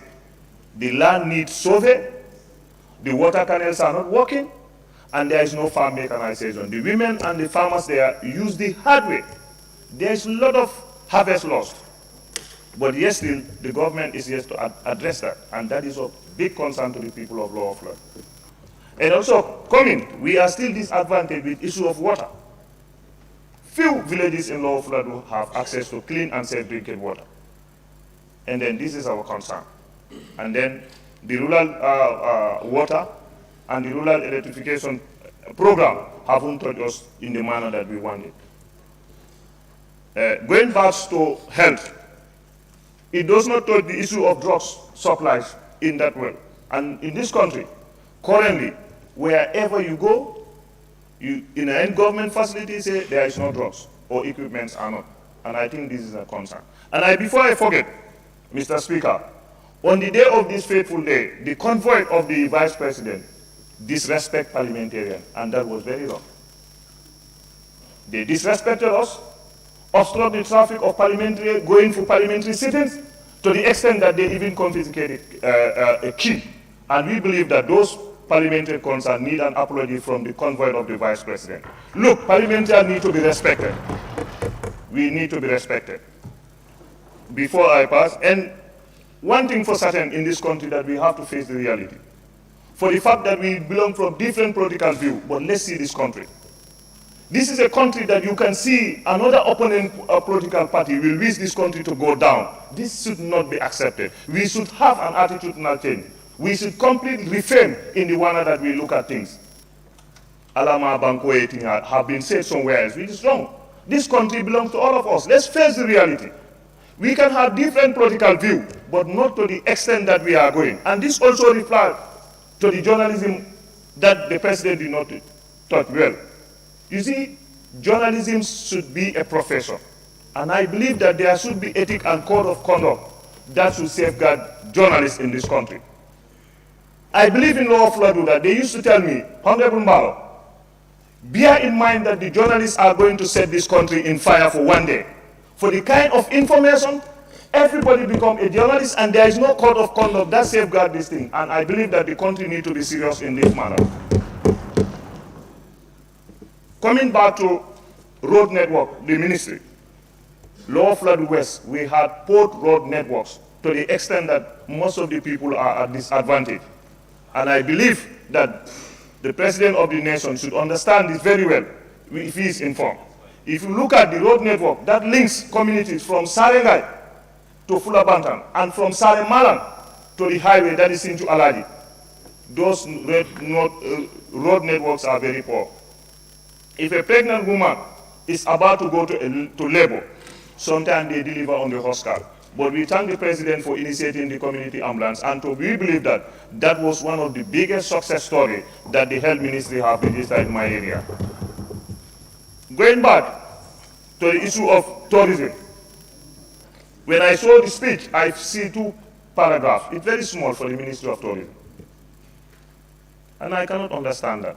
We need more information at that area too, because we know tourism contributes greatly to the economy of this country. And we know at which length that the COVID-19 affected tourism. But then those few paragraphs was not sufficient for the August gathering for the President to tell us this. We expect far more than that. And I believe that next time, what we expect as parliamentarians, the President will look at the success stories that happen from the ministry. We look at the burning issues that are currently happening in the nations, and what plans do they have to mitigate those challenges. But if the speech is coming like this, sometimes it's repeated over and over. And I believe that that motion should go, because we need to move ahead. We need to face the challenges. And it's unacceptable that the number of people dying, and in the Ministry of Interior did have not featured there. The crime rate, the accident, a lot of issues are happening in this country. But in this speech, we have not seen that much. And we are concerned. We don't want our people to be dying like that. what policy would come. Because I don't expect somebody to kill somebody. Only he could be doing is to be hospitalized in a prison, giving everything. That's not. Let them feel the pain of doing the wrong. And I thank everybody. I rest my case.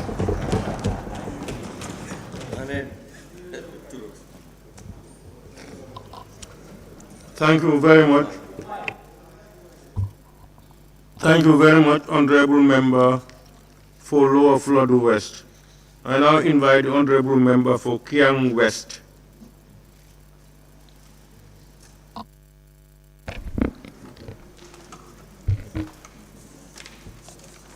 Honorable Speaker, honorable members of this august assembly, Mr. Vice President, ministers here present,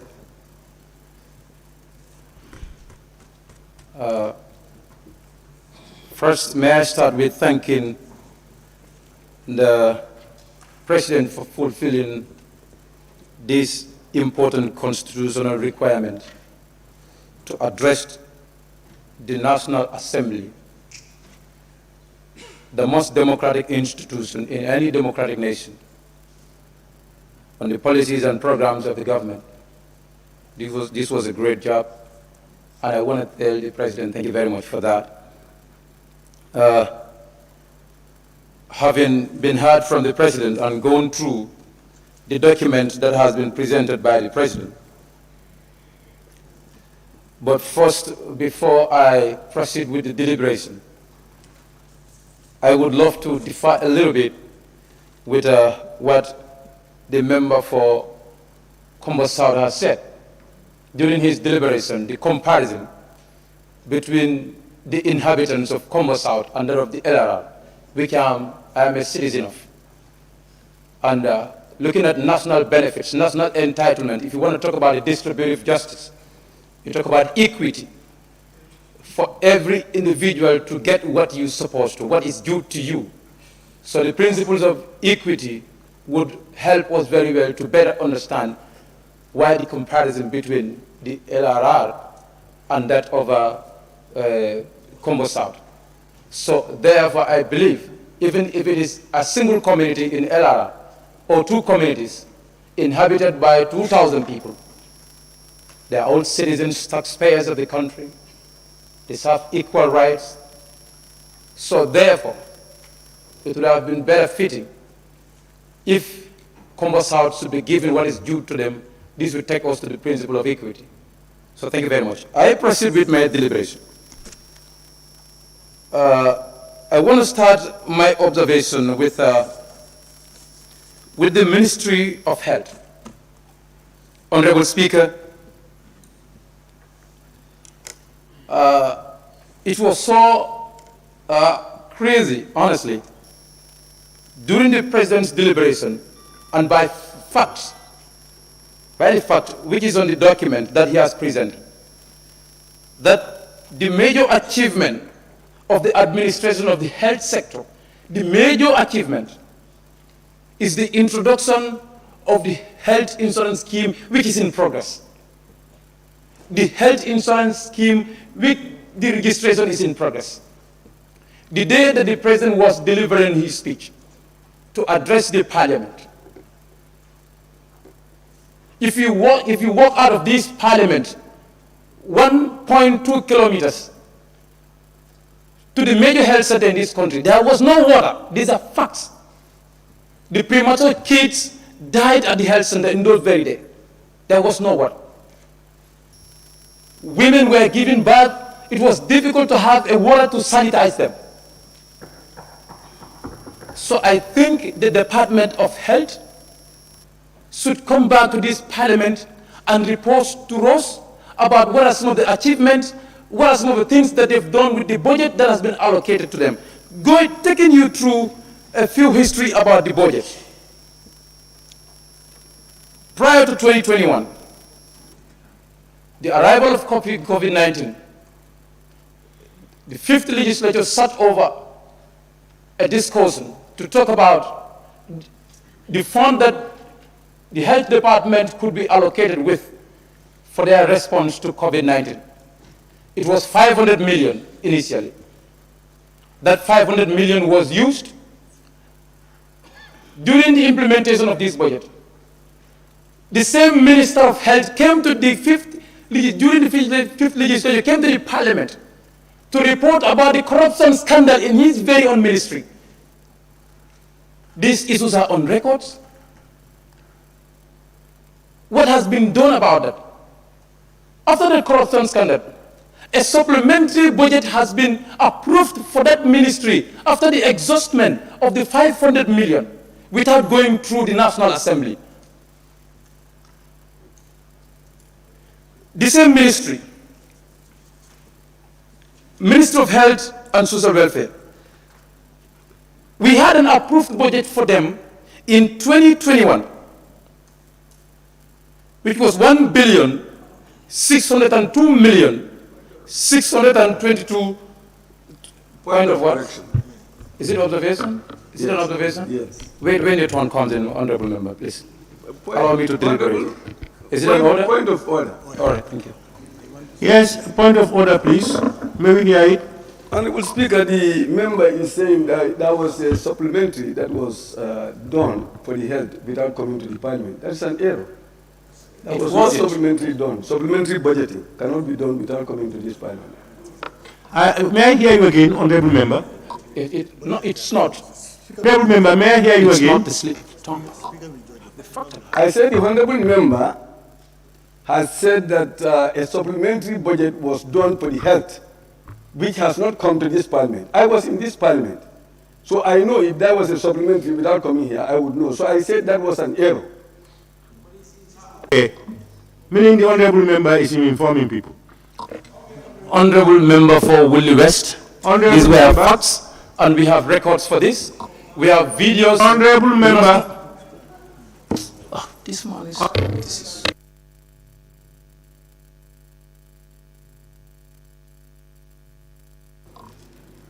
Yes, member for Central Badibu. Yes, thank you, Honorable Speaker. It seems the Honorable member is insisting that this is a fact, that we cannot accept that in this Parliament, because it never came, it came through this Parliament. All the supplementary budget passed here. If he is now saying that it was passed and did not pass through this Parliament, we say no to that. And he cannot continue saying that. On that. I have told him to take note of the comment that it was misleading and that you can continue, please. Honorable Speaker and all other honorable members who made an observation, and the matter came to the National Assembly after the approval. The matter came to the National Assembly after the approval of the budget. The National Assembly sat over it to talk to the ministry that it should have come to the National Assembly before the approval of the budget. This was what happened, and we have the records of this, and we have videos National Assembly deliberating over a matter that has been done without following the right protocols. Can I observe it, please? Let me continue my deliberation. And the same health ministry, I was trying to give and highlight on the allocation that goes to Ministry of Health and looking at the health condition in the country today. I said in 2021, the approved budget was 1,602,626,000. The same ministry, the approved in 2022, is 2,637,942 Gambian dollars is GMD. And a budget was revised for this particular ministry in 2022. And in that revised budget, it was captured 2,269,724,617 Gambian dollars. With the difference after the revise of the budget, when we have moved more than half a year after the revised budget, this same ministry has been the difference between the approved and the revised gave us an amount of $144,086,675. These are the funds that are going to the health sector in this country. Billions, billions, and billions. Looking at the health sector across the length and breadth of the country. And of course, excuse me if I should talk about the West Kiang, it's not been sentiment a little bit. This is a constituency that I represent, of course. The only major health center is Karandam Health Center. There was no better road for the two republics that has passed. They have only one major health center, which is Karandam Health Center, which has a satellite communities of more than 10. Today, when a woman delivered in that hospital, you struggle to have a word to sanitize the individual. There was an electricity project in Kia, down from Sankandi to Kia West. Electricity in Kia West, without Kia and Karandaba, where our major health center is, there's no electricity in our constituency. This is where we need electricity for people in the remote areas can be able to access a proper health care. I'm making this submission to the Minister of Energy down to Nawek to ensure that this health center have an electricity. They have supplied them with a major generator and later will draw it back. Electricity in Kewes without Karandaba means there is no electricity in our constituency. My community is Keneba, and the electricity comes and stops there. There is an MRC, which is a medical research institution. The institution doesn't belong to this country. If the government of the Gambia can bring an electricity in a particular region and stop at the health center, the institution that doesn't belong to the government, and leave your own child that you've given birth to, this doesn't tell well. So I believe in the health sector of Care West. I think definitely the minister needs to look into this to ensure that we have an improved health facility in Care West and throughout the country at large. Honorable Speaker, I want to proceed with the Minister of Basic and Secondary Education. I shouldn't have posed the question, but should I? Is it safe to leave the country in the hands of the children who are going to school today? Is the Gambia going to be saved? Looking at the mass failure from the students graduating from the senior secondary schools? And the Ministry of Basic and Secondary Education is struggling to have been built more than 100 schools across the length and breadth of the country. And the kids are coming out of schools with mass failures. The children who should sit here as parliament members, as the Speaker of the House, as presidents, as ministers and directors of different directorates, are failing woefully like this. The future of this country is at stake. And of course, in this process, I believe, during the President's deliberation, under basic and secondary education, there was a point where they've highlighted that the number of passes among female students in 2019, the number of passes among female students in 2019 was 2,797 female students passed and got 5 credits and above. And by 2020, it was 2,882. The difference is 85, which is a classroom in Muslim high school. If you get to Muslim high school, you have more than 90 students in a classroom. If it within a range, the minister can tell us that the achievement that they have registered in female student passing is 85. That's so bad to tell us that. That's a single class in certain schools. So I think we are all responsible and we should all be part of the process. parents, the policymakers, the National Assembly. Corporal punishment is disbanded. Of course, there shouldn't be any corporal punishment, but there has to be mechanisms in which students could be punished, and to make sure that they concentrate on education, and parents take their positions, teachers take their positions, the institutions take their positions, the authorities at school level take their positions, so that the future of this country can be brighter. Otherwise, our future is at stake. In the same education department, you get to Gambia College. In the Second Republic, students were not paying Gambia College. Stipends were given to students. Dormitories were sanitized very well. Students are paying Gambia College. And if the department is telling us today that the government has recruited over 1,000 students from Gambia College, where are they going? If I pay my school fees at the end of the day, I go to school where I want to go to.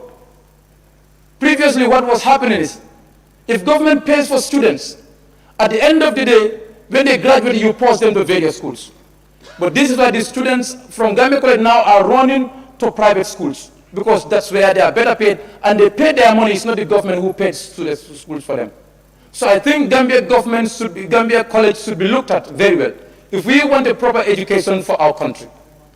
Kids can only have a proper education when their teachers have gone through a very rigorous training, a very proper training in which they can have a conducive and a very welcoming learning environment. Without that, we are going to fail woefully, and students are going to fail continuously, because the Gambia College is not being looked at very well. Looking at that, University of the Gambia, during President's deliberation, it has been highlighted that 70% of the civil work at the new university structure at Faraba Bandra is completed. And it was built from grants and loans, from taxpayers' monies.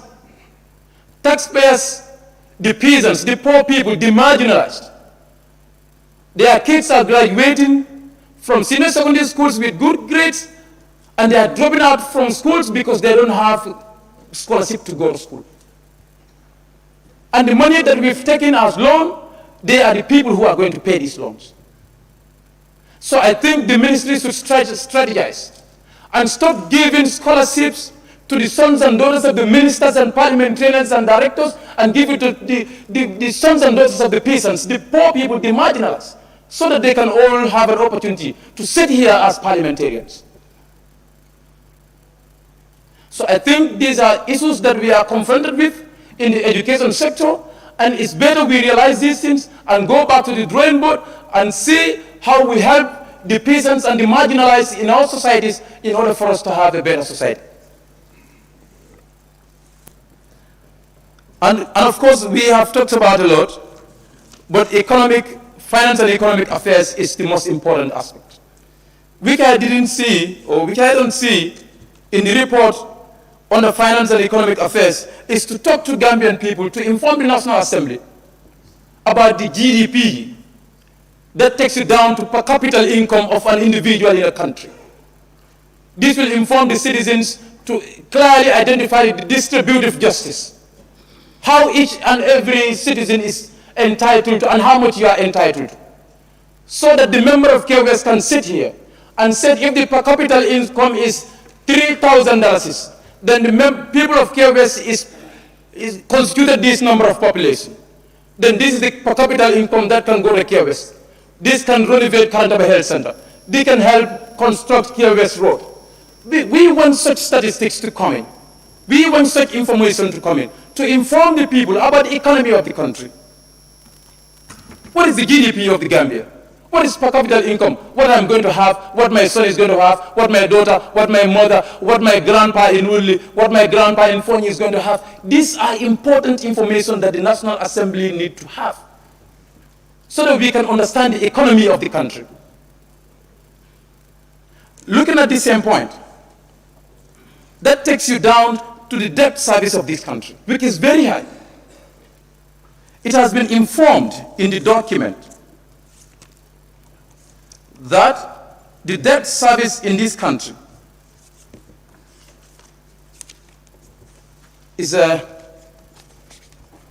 looking at the debt service, 5.01 billion is external debt. 5.01 billion of this GMD, that's what we have as a debt. 1.9 billion was an external debt service. And we have 3.1 billion as domestic debt service. Our debt is going higher and higher and higher. This is why the economists are giving a statistic that even the children or the generation yet unborn in the Gambia are on debt or they are indebted. Is it that our ministry is valuing the total resources of the Gambia and borrowing from outside? And now when we defaulted, when they come, they're going to take us, including this National Assembly and all of us. So I think we need to look at serious economic matters, serious economic issues to ensure that Gambia graduates from borrowing and borrowing and borrowing and borrowing, and we continue to borrow. Of course, the tax cannot raise your economy. The tax cannot raise revenue for you if you kill the economy. The taxes are high for the investors. If you look at the levy that is going around on the importers today, it's very high. This is why we began at some point with a CSO responsible for this, with a state-owned enterprise responsible for this department, to ensure that some of the internal levies that is causing this escalating price of foodstuffs and commodities that are needed by the citizens of this country to be cancelled, to ensure that we have a very, very better living in this country. So I think if we kill the economy, tax cannot raise revenue for this country. So it's better we allow the investors to come to this country. We see how best we negotiate with them. This will improve the employment status of this country. The young people who are idling in the streets, this is allowing and this is encouraging the criminologies that are happening. People are escaping from rape to rape. People's houses are being intruded. Nobody knows what's happening. It's the increase of the unemployment rate. The children will continue to hunger. They will starve forever. And our tax will never be enough for us. Honorable Speaker, now to defense and security. I think it was so disappointing that the State of Nation address could be heard from the President. The President read, of course, I know the draft came from the ministry, without talking about the presence of the foreign forces in this country. What are we doing about that? We have the presence of the foreign forces in the country. Are we still on a war? Of course, if there is a need and it is a security advice that there should be in this country, that has to be known. What are the rationale behind their presence in this country? At some point, very first time, since I was born, I had that security personnel, the custodians of the law, trampled on 6 Gambian youths at Mariamakunda Johnson. And they died mysteriously. These were economic forces. Let there be mechanisms in which we have a proper security sector reform to ensure that our people are inclusive and let it be participatory. Investors are feared to come to the country. Anybody who does economy knows this. Investors are feared to come because there is a presence of a foreign investor, foreign forces here, because they believe the country is not still stable. We are lacking a lot. So I think we need to look at the security sector and definitely inform the Gambian people what mechanism are we doing to ensure that we bring back our men and women in uniform. If they need to be equipped and go to school, let us take them to school. Let them learn. Let them learn the proper skills. Let them go through the proper training to ensure that our country is in our hands. Our president is protected by a foreign security today. We should all endeavor to ensure that our president is protected by ourselves. Is this helping us in the security of the national information? Do we really know? So I think deliberating on the issue of defense and security without talking about the presence of the foreign forces in this country and why are they still present in the country, and what mechanism is the government doing to ensure that we have a proper security reform to ensure that our country is in our own hands. Talking about the same security, at some time ago it was so disheartening that a young girl, a student of St. Peter's, who has been killed, her womanhood was cut off. And another man was also found hanged. Nobody knows who have done this.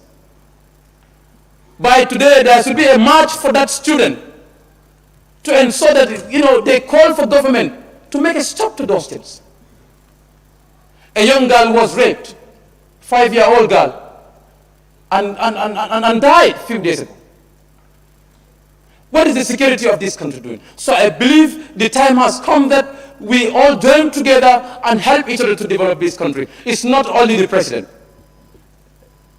It's a collective responsibility. Of course, I will conclude by talking to the National Assembly members. We have an oversight function, of course, you all know, that we are performing over government agencies, state-owned enterprises. Are we meeting our own obligations as custodians of the law? As long as we want to hold others to account, let's start to meet our own obligations. Committee sessions will be on, and members will come and sign and go home. It happens in this National Assembly. We need to have an attitudinal change. Not only the president that can develop this country and take it forward. Some will come before the session ends and go. Some will come at the tail end of the session. If everybody does that, where are we going as a nation? Of course, we need a leadership that is responsible and responsive, but we should all try to endeavor we meet our obligations as citizens of this country. So it starts from us as National Assembly members. Honorable Speaker, I submit.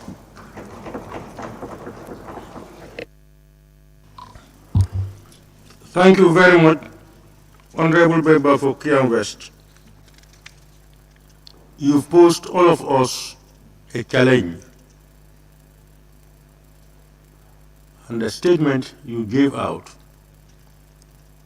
various committee chairpersons and committee members are around. I'm not aware that that statement is correct, as you said it, but if it is so, I think honorable members, especially chairpersons of committees, must endeavor to ensure that those ones don't come up during our committee sessions. Honorable, I now invite the honorable member for Upper Fuladu West.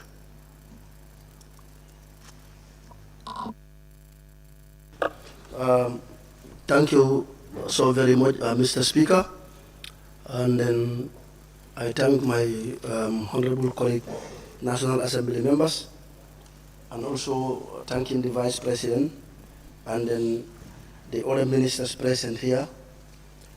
First of all, I think I would like to thank His Excellency, the President, Adama Barrow, for fulfilling his constitutional requirement when he appeared before this August Assembly to address the Assembly and also the nation on his government programs and policies. I think I have to thank the President for that. Mr. Speaker, I just want the general body to understand one thing. When I said the general body, I'm talking about the entire Gambia. I know people in the Gambia and outside Gambia might be watching me. And then we all have a responsibility role to play. Because remember, if we call ourselves as Muslims and Christians, and then one day we will die. And death is described as the call of River Noon. It will happen one day. So before you die, if you are given responsibilities, you have to walk according to that responsibility. And just like as my fellow honorable member said before he took his seat, the honorable member for Kiang West, he said it should be a collective responsibility for all Gambians to see that this country is moving forward. And then Gambians should understand one thing. When we succeed, we all succeed. But if the country fails, not President Barrow who fails, it's the entire country who fails.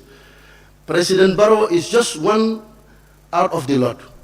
We have almost 3 million Gambians. The president cannot be the president at the same time being a minister or National Assembly member or police officer. So the president is just a president. If you are assigned, you're given the responsibility role to play, I am urging on every Gambians, please, let us put our political differences aside. We see Gambia, because Gambia is better than all of us, and then Gambia is bigger than all of us. Today we are here. Yesterday others were here before us. And then whether we like it or not, our time will come to an end. The most important person on earth died, that is Prophet Muhammad, peace be upon him. So we will all die. So before our time comes, let us try to strive hard and then work to see to it that this country is developed. Like Mr. Speaker, as a new time comer in the Assembly, as a new member, the speech that the President made last week, I think I have to elaborate on some of the areas, but maybe it will be very difficult for me to elaborate on all the areas. Just as I said, as a newcomer in Parliament, but notwithstanding on health. If you look at health, what the President have highlighted is like during the last years, that is his government have successfully expanded and developed healthcare services within the country. I think we can all be a witness in terms of infrastructures. They have built a lot of health facilities within the country. And then government should understand one thing: man wants are unlimited. As Lionel Rabin said, on economics, he said, man's wants are unlimited. You want 2. If you get 2, you want 3. If you get 3, you want 5. If you get 5, you want 100. So that's the world. And then people should understand the government of the Gambia cannot provide everything for her citizens. It's practically impossible. Even the most powerful nation, America, if you go to US, citizens are complaining. If you go to Europe, citizens are complaining. So if citizens complain in this country, well, to me it's normal. But what is important, we should all work hard. We should all strive hard. We stop the blame game. Because as National Assembly members, you have role to play. That role is you have to speak the truth. If you speak the truth, you will help the leadership. If you speak the truth, you will help those in position.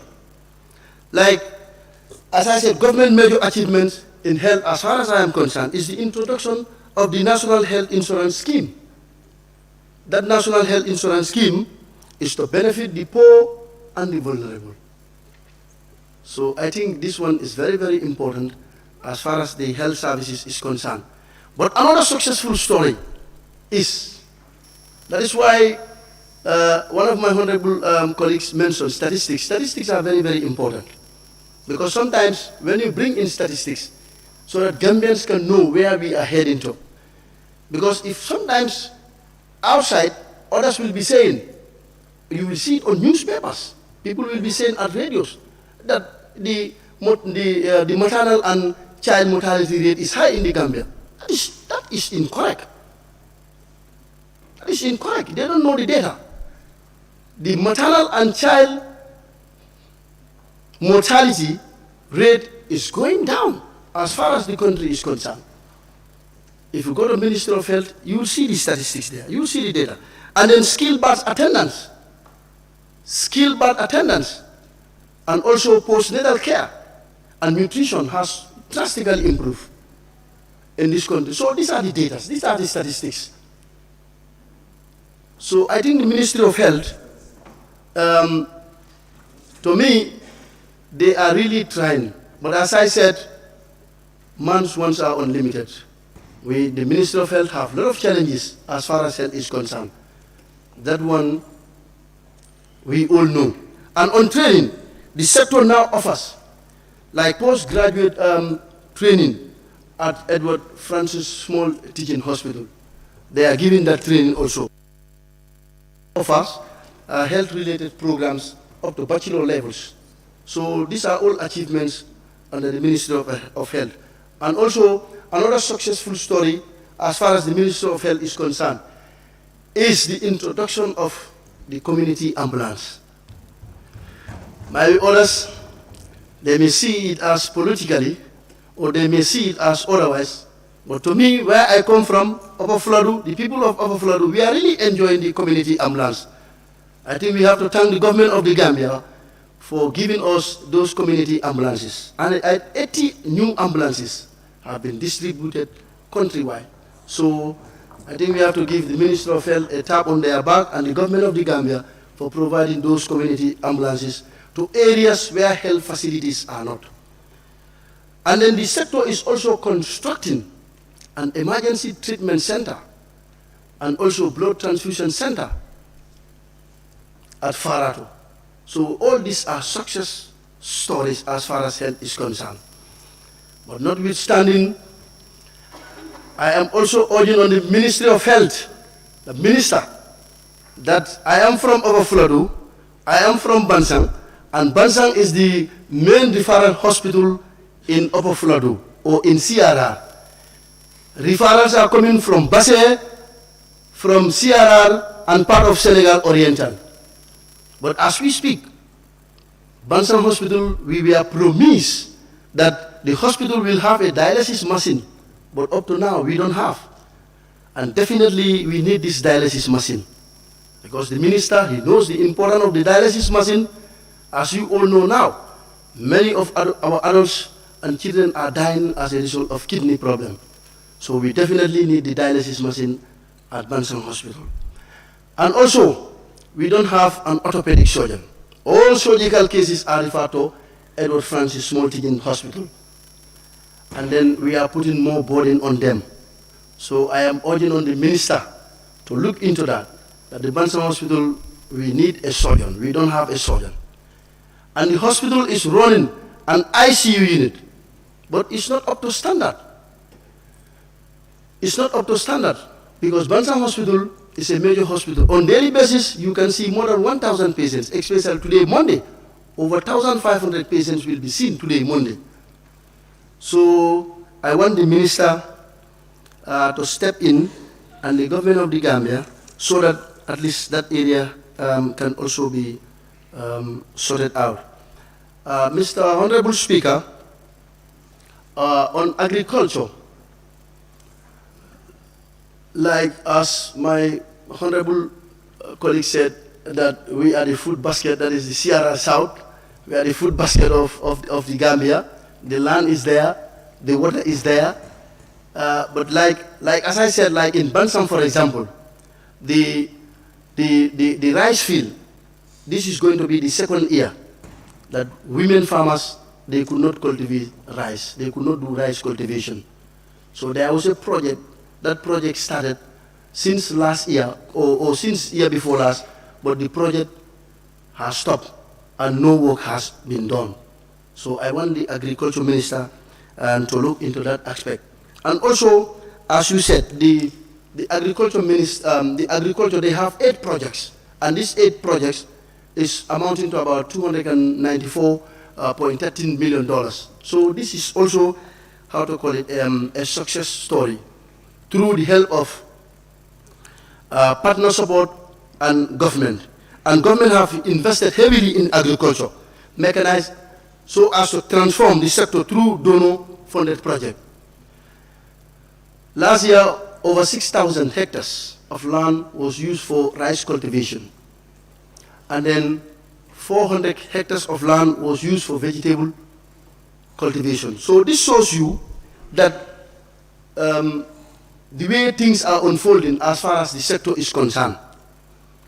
Like when we go to security, when we talk about security, like as one of my colleagues also mentioned that I want the Ministry of Interior to look into the security matters of this country. Because as I speak, the National Assembly member for Upper Florida West, there was a time I sponsored a football tournament. In my constituencies, I have 4 wards, in which presently I have suspended all footballing activities in Upper Florida, simply because a boy stabbed his colleague with a scissor and he eventually died. So the crime rate is on alarm. So the Interior Minister, I definitely want the ministry to look into that affairs, that people are just killing one another. on daily basis without reasons. So these are things that I want the ministry to look into. And secondly also, the Ministry of Interior at Bansang Police Station, there is something that is, we have about 19 barrels of petrol parked at the Bansang Police Station, 19 barrels. Up to now, it's about 5 years those barrels have been parked at the police station. Almost 5 years now. And then, these are inflammable materials. So may God forbid, if those things inflame, the whole police station will be burned down. So, and then the police commissioner, Sankara in the area, have reported the matter to Banjul, to the High Command, but still, nothing has been done. So I am urging on the Minister of Interior to look into that area. Otherwise, things may get out of hand. And thirdly, as far as Interior is concerned, my area, my constituencies, sometimes the police, they find it very difficult to move from one place to another.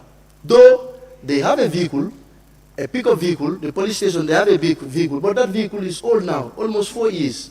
So I am urging the ministry to provide them at least 2 pickup if the police, if they can have, in my constituencies. Because these are things, that is affecting the police. Like also, if you look at the finance and economic affairs of the Gambia, like it was projected that in 2022, the economy will grow by 4.5%. It was projected in 2021 that the economy will grow by 4.5%. But because of the second wave of the COVID-19 pandemic, that is why the economy of the Gambia could not grow. But the Ministry of Finance, they came up with a modest and a robust projection that the economy will grow by 3.6% this year. So I think the Ministry of Finance, they are facing a lot of challenges. And then remember, Gambia is a tax-based economy. So I am urging on Gambians, let us pay tax. If you call yourself a Muslim and you call yourself a Christian, you have to pay tax. If you don't pay tax, if you die, God is going to judge you for that. So Gambia is a tax-based economy. So we have to pay tax. Gambians' tax compliance is the problem. Because if you percentage, you see how many people, how many percent of Gambians are paying tax in this country. If at all it is 100%, I am telling you, Ministry of Finance is only collecting 55%. 45% is a loss. And the same Gambians are the people who are going to complain, government is not doing A, government is not doing B. Go to my community. I will give a brighter example of Bansang. If you go to my place, whereby I have more than 2,000 or 2,500 compounds in Bansang. But there is a specific place in Bansang. I am not going to mention the name of that particular place. But we have 8 cabinos. But there is this cabino, they are 100% tax compliance. But the other cabinos, some of them, they will call themselves, we are the owners, we are the owners, the low Lansar royalty, we are the owners. But they don't pay tax. 5 years, some of them, they don't pay tax. 5 years. So how can the country move when people are not paying tax? So we have to try and pay tax if we want this country to move forward. So this is the problem, and also the Ministry of Youth and Sports. We all have seen, before Gambians, we used to watch football match. When we have our games here, we go to the Independence Stadium, we watch matches, we support our team, but at the end of the day, we cannot qualify. But I think we have to thank the Ministry of Youth and Sports for registering that great achievement. Last year, Gambia participated in the just concluded Cup of Nations. So these are achievements by the government. So the Ministry of Youth, Gambia have qualified. And we also have seen what have happened in the Commonwealth and also in the Turkey Athletics Championship. The Gambia, our athletes, they have done extremely well. Now presently, if Gambia is to meet any country, whether in terms of football or athletics, they get scared. Because now there is no minnow in football. Because Gambia have changed the narrative. And this is what we all want. But yet still, I am urging on the Youth and Sports Minister also to look into the affairs of the youth of this country. Because sometimes, if you look at the unemployment rate of the youth in this country, sometimes the figure is high. But sometimes You ask yourself, are Gambian youths, are they willing to work? Are Gambian youths, are they willing to work? But remember, we all cannot be in offices. So if you cannot want everything on a silver plate, and at the end of the day, you want to blame the government of the day. So I am urging my fellow youths, please, let us try to create avenue for ourselves. Even if government did not employ us, we can be our own self-employers in one way or the other. Because I will give a brighter example, like my brother's son came from the US. He has a place where he's working. I'm just going to give you an example. He went out in town to find someone who is going to work at that place. But he could not get anyone in Bansang. But all those who are working in that place are foreigners. So at the end, when those people have been there for many years and they start generating something, the same governments are going to complain. Government didn't empower us. So please, I want us to change the narrative. And then we can change it if we are ready.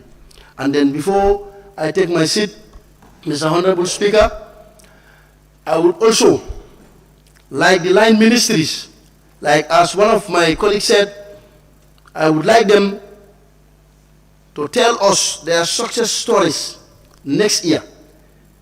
Let them tell us their success stories and also some of their challenges at their various ministries, and then the way forward. Then from there we can know where we are heading. But as a government, we should not be scared, or we should not fear if we want to highlight our challenges before the public. Highlighting your challenges will pave way for you to have a solution.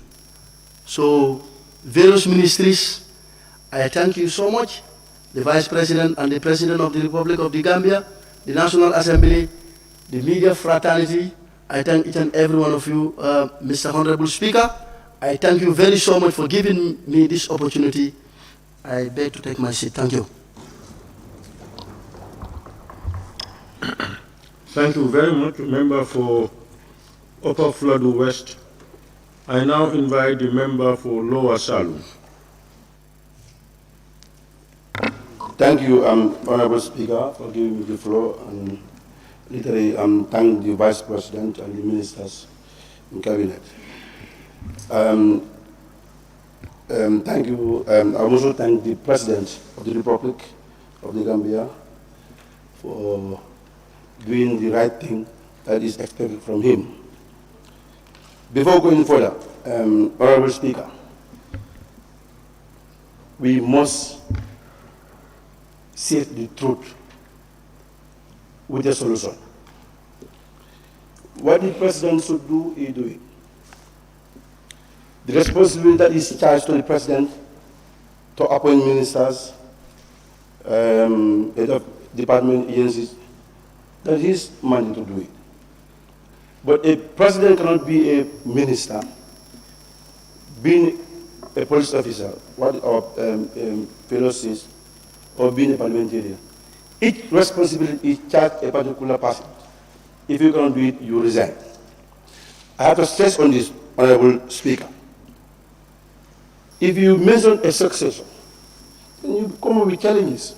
But we can able to trust our brains to go to success on that challenges. Honorable Speaker, what we are adopting as a Gambia, we have to change our attitudes. Whoever is charged in a responsibility, you fear on what people are saying, but you will never fear God, judgment. The President gives you that money to charge in a particular department or a ministry. We have to see it here, you will see it. The member for Combo South said corruption, we have to see it here. Many corruptions are going in this country. At the end of the day, they just put it on the carpet. When you say it, I began to scare. If the judiciary now are corrupt, Honorable Speaker, where are we going now? We will see it. If they are corrupt now, because if millions of dollars are called in a particular, that should bring justice to the Gambian people, them are corrupt, then where are we? We will say that. And we must say it. Not only judicial, but Trans-Gambia Bridge. What happens there also? The same thing. And you never had all those people who are involved are victims or sentenced to economic crime or other things. They just keep silence. Means those people who are given the responsibility to charge in a particular office are helping those ones doing the corruptions. You must say the truth. We are 58 in number. How many police are sitting down there watching us? And we are paid. And we will not take the responsibility. We will say that whether you do it or not, people must say it. Whether you like it or not, people must say it. The president is on crop. His Excellency is on crop, and he is not there to, whoever wants to make these corruptions, he goes to no. Why not the one who are appointed? Asking the entire crop people to come to your text. And once your boss is not doing it, Honorable Speaker, then this country will not move. Because when you are taking a particular responsibility, within the 6 months, a particular year, you build story buildings, driving limousine cars. Where do you get that money? We have to speak the truth and bring solutions. You're going to be hearing more things. At the end of the day, when you talk, they're going to report you. And we are passed on that era. I'm representing the people of Lower Sound here. Nobody else I'm representing. The reason why we are supporting the president, he said he will build this country where people doesn't expect to be built. He has a vision. But whether people are helping the president on that vision? No. We will speak the truth. Yes. Honorable Speaker, I will start on the economic and finance and economic affairs. The revised budget came here on this 30% increment. I'm not saying it's an increment, and thank you, the minister who brought it here. It's not an increment. That increment that we said is an increment. The day that was approved, everything escalated. What? Because the time we approved that 30%, it was a bag of rice is 1,500. After the approval, it's $1,675. A gallon of oil, it was $2,150. Now it's 3,000 plus now. So that's right. $2,350. $2,300. Sugar is escalated. Now where the ministry take his stand now to adjust that 30% increment? He could have even leave it the way it is. Because now those people, those low-income earners are suffering. We, who are paid more than what they are earning, we enjoy how this country can move. It's going to go. Because those people who are doing the job, they are suffering. They will crop it. They will crop it. What the vice says, he said, they will not, sorry to say it, but I will call you. The vice said, they will not see any police officer taking a bribe. They will take a bribe. Because what they are earning on their salaries is not there to survive their family. And these police officers, they make me to sleep, you, the vice, and others. We have orderlies. I don't have orderlies, but you have orderlies. And this orderlies must protect any of that particular minister is charged. Mistakenly, you don't do, you are there. In the civil policeman, you go for civil. Yes. And this police officer who pays less than $6,000. Now a bag of rice, 1,675. A gallon of oil, 2,300. A bag of sugar, not all bag, we buy these retail kilos of sugar. How can that police officer now to take a responsibility? If I do him, he will take it.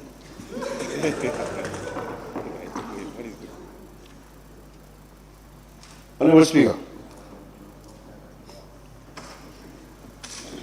Honorable Speaker. We the executives, we have to look backwards to see that people who are serving us. Any minister is success here is your civil servant, is your staff that make you succeed. Even you speaker, the reason why you are working the way you are because of your staffs. You didn't know what are helping you. We have to focus on these young ones, whereby they can help their family. But without that, the same corruption that we are doing, we will end up seeing it here. But it will never resolve. Honorable Speaker. This increment, I said, it's just there to help the large scale earners, not the young ones. Definitely, Honorable Speaker, the single servants need to be looked at on their affairs. Because I thought the President also, the Minister would advise the President on this issue of salaries. Definitely, Honorable Speaker, our civil servants, definitely, they are suffering. Honorable Speaker. We need to bring a policy, or even this salary structure, make these great issues. We go away on these great issues. PMO make a press release. Now, whether the PMO was communicating with the Minister of Finance or not, we don't know. But there's a fraud there. Because that scale could have helped the civil servant and us. But then the 30% just come for us, not the low income earners. No, Honorable Speaker. And we are representing these people. We cannot all come to this chamber. We all go and occupy a ministry post. No. Chance is given to you. Then when you go to exercise that chance, then remember the young ones who you are serving. But no, whoever is in a particular office, you enrich yourself. We have to say this corruption. Whether your ear wants to hear it or not, if it doesn't want to hear it, go out. But we will say it. We will say it, Honorable Speaker. I'll go to Minister of Agriculture. Honorable Speaker, I was stressed because I'm a farmer. Agriculture, if I was the president, that ministry, I will not give any, I will oversee that ministry myself. Honorable Speaker, the amount of grants that comes to this country is too much. And I differ with you, Honorable. You said there's a success, there's no success in agriculture sector. There's no success in agriculture. It's only a failure, that is in agriculture. And if you go there, you find doctors in agriculture, PhD holders in agriculture. Then why the country is moving? And you can check all these people, all this stuff on agriculture. No, none of them is poor. None of them is poor. They will not show up, but those ones who knows it, we don't eat or we know them. What they are and what they are able to do.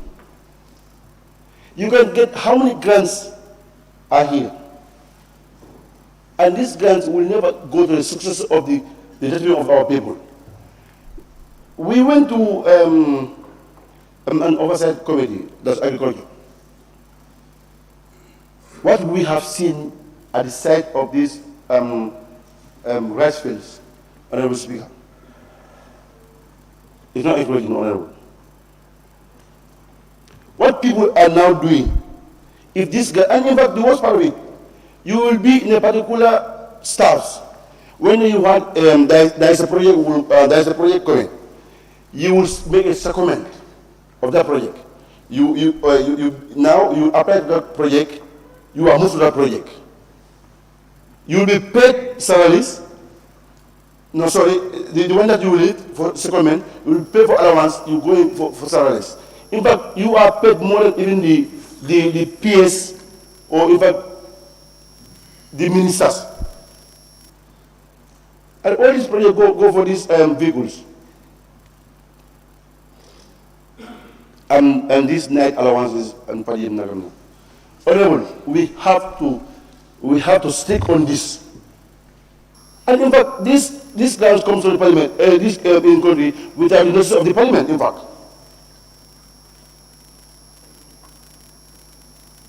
They are the only particular sector who will swallow all those grants. If they can swallow everything, the less part it goes back to the donors. And we said this is the backbone of the country. That's agriculture. No, I said no. What the money that enters in agriculture, it doesn't go to any ministry. Go and see it for us. You saw some people there, right? Yes. You can help me, Honorable. Some people the Jahali Pachas, Jenjambure, Honorable.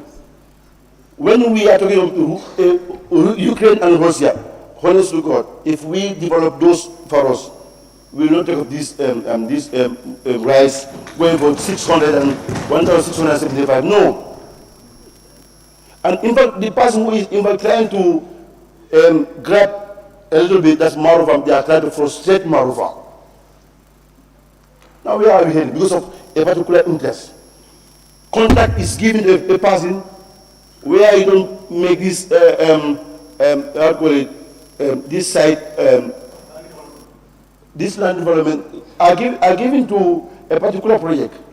But this project, they must give something to tips to the person who is going to get the project. We have to stop this tip issue. That's the problem. They said this was America. That's not true. May I not say it's not true. Honorable Speaker, we have to take the bull by the horn. We speak the truth and we act honestly. For we have only a pen and paper. If anything comes, we approve it. We approve it. Only paper for us. But for them, they will swallow everything. Everything. And in fact, our budget is a program-based budgeting. And none of these ministers will say, oh, they are technocrats, I went around to know a particular region, what is their problems, and what their constraints. All this, on their own development budgets, you will never go there. They will never go around that we are going for this program-based budgeting when the budget will come. That a particular place in Lower Sarum, that the health facility, this is what is failing there, or what is not going, like drugs, buildings, you understand, equipment.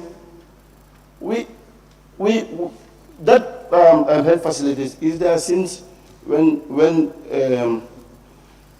Queen, in fact, is not born yet. We have to be very serious on what we are doing. We have to be very serious on what we are doing. We are representing people. And that masses, that we are representing, we need to check on their survival. They don't need anything. Today we have everything. Ask myself, in fact.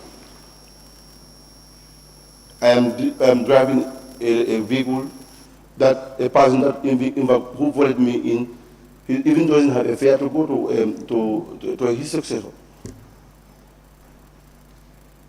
Agriculture, we must bring a way out to see what will progress agriculture. But not these projects that they will never. Honorable Speaker, and going to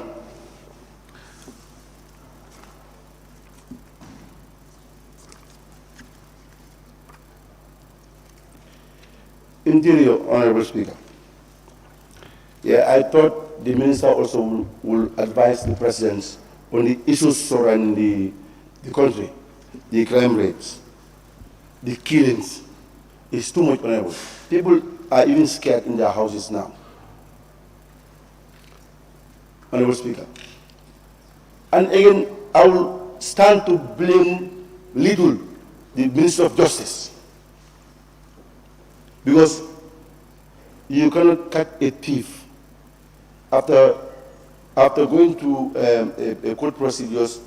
You just fine him for 2 months, 3 months, and that thief will start working with a big boss. You know, I'm the one who do this.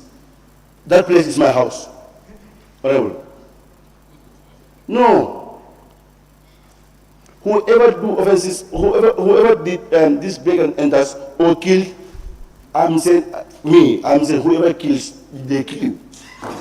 They will stop this. This human rights issue, we cannot compile our own self in this human rights issue. No. These are Western regulations. Just listen what happens. A girlfriend kills his a boyfriend. Huh? Honorable, this is serious. Don't laugh. It's serious. I'm saying, whoever kills, they kill you. Unless it will stop. This is what President Jammeh was doing here. Everything stops. What human rights you mean? Now you kill my own relative with no condition, with nothing. At the end of the day, what honorable member is saying, and in fact, that particular, because the boy who is killed, he's well skilled, you know. He's a national resources. And he has a bright future. And now you make the nation to lose that one with this entire family. And at the end of the day, you are just locked for maybe 10 years or 5 years. And you are still feeling that guy or that lady. Now the nation will take charge. I will feed you every day.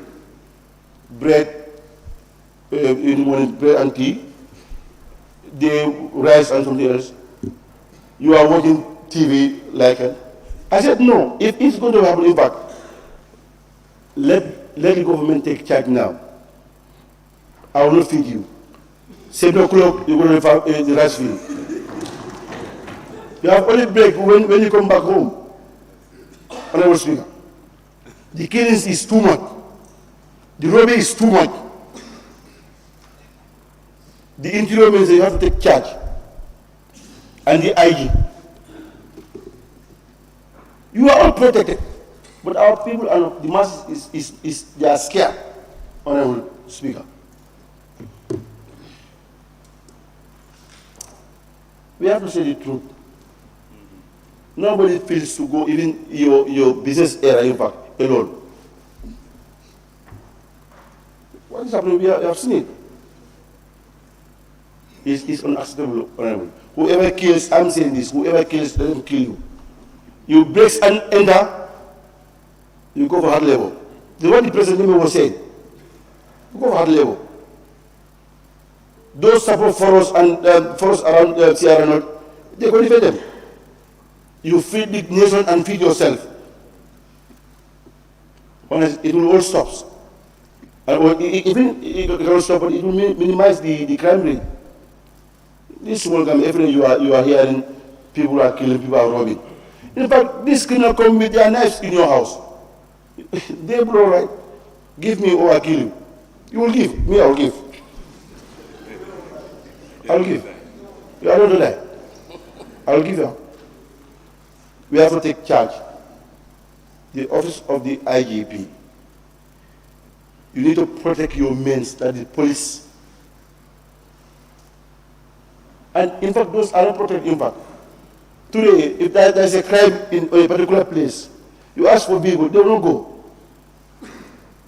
But then the IG will have a vehicle, a utility vehicle. The minister will have a vehicle and a utility vehicle. And now the masses are suffering. Honorable Speaker. And in fact, you go to the budget line, 900,000, sorry, for vehicle maintenance. Which vehicle are going to maintenance? Might be the office vehicle, but go around all police stations, they have vehicles. Sometimes, in fact, you request vehicle, they said there's no fuel. Now you, the victim, have to pull from your pocket and give them. That shouldn't be honorable. The office is charged based on your responsibility. If you cannot do it, quick. Your Excellency, you give me this person, I cannot handle it. I resign. Somebody come in. Not everything should be mechanized or this must last in them. No. Take charge. And Honorable the Vice President, I respect you. May I with you there, 100%. Because you say the truth. You found that office and you will leave that office. You are a technocrat. And we trust you. And you support the President. What, Honorable Vice President? Don't mind what people are saying. Just speak the truth. God is with you. And again, the entire responsibility of these ministers, they are all under you. Say them the truth. Honorable, the President is a political appointee, which we put him there. But he is very honest. When you are doing the right thing, you are always with him. Because nobody come and momo on his ear. No. Honorable Vice President, if this country sink, you make us to sink.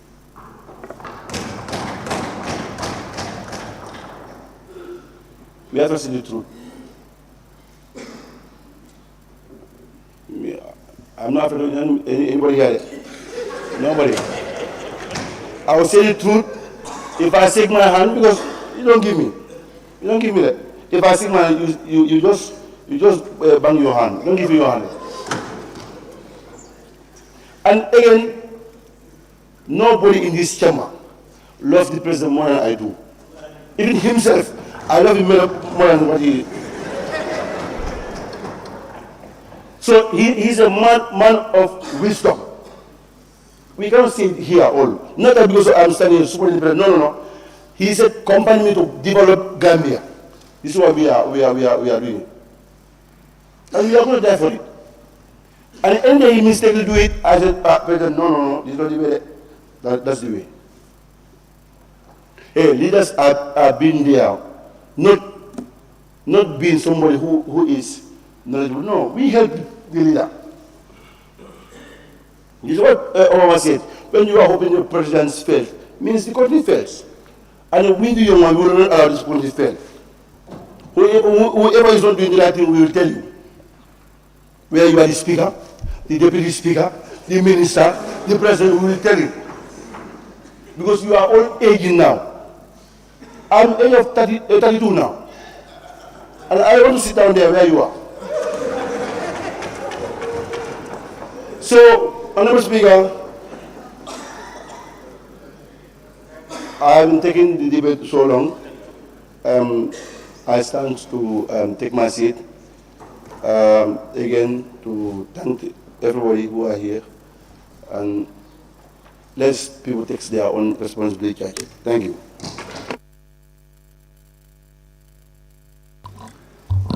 Thank you, Honorable Member for Lower Salum.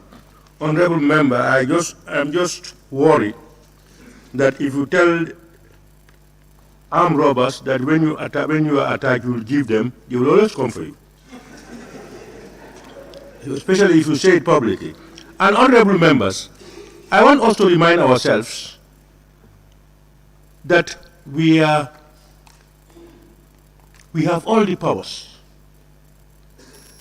We have the legislative powers and oversight powers. Let's never forget that. I now call the honorable member for Fonyi Kansala.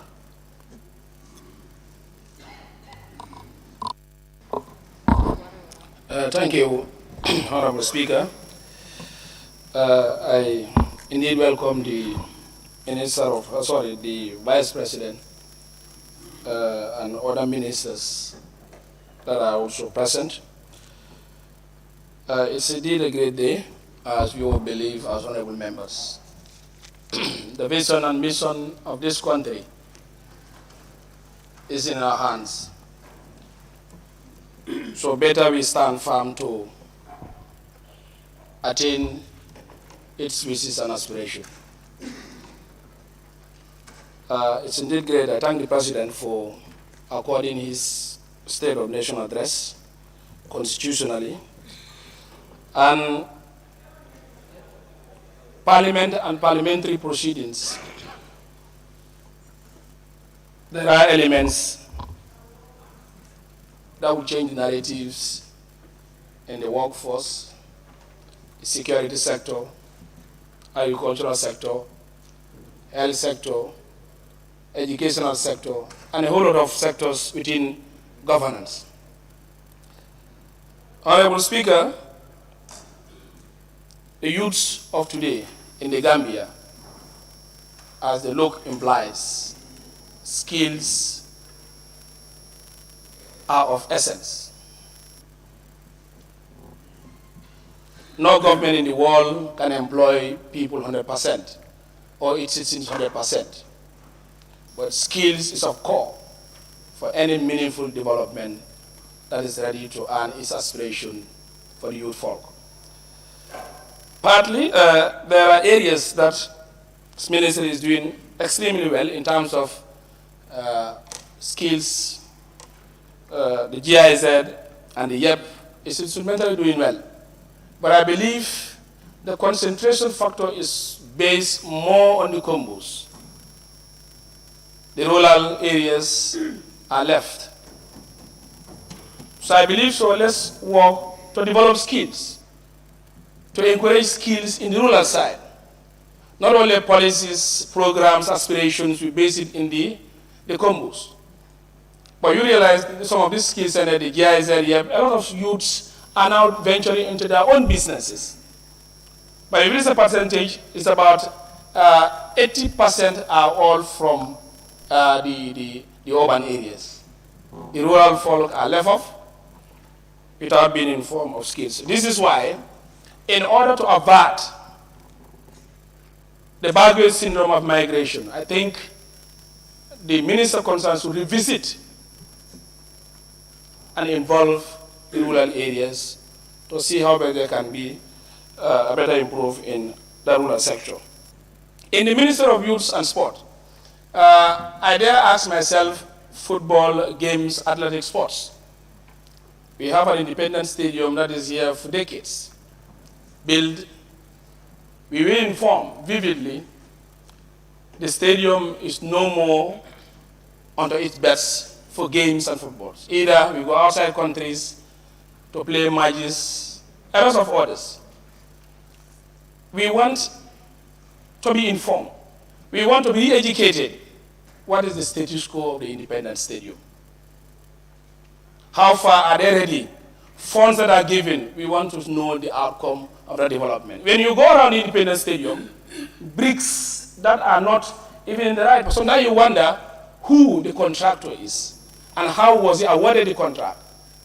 1 week or two, you see the bricks will be falling down, lack of proper whatever. So these are issues that give project to the right people that can attain and also be more of importance in whatever they're going to do so far those contracts aspects are concerned. So I believe the ministry concerned should take note of this.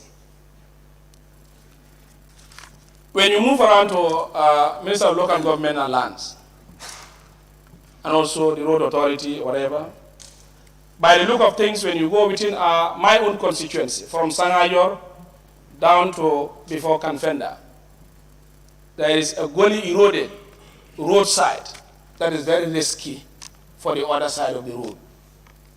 It has been a code deliberated in form, yet still something is not done out of it. Either the villagers within concerned areas will take it onto themselves to make sure they do their tacit work to see that either a temporary bridge has been laid for the passage in the other side to be helpful.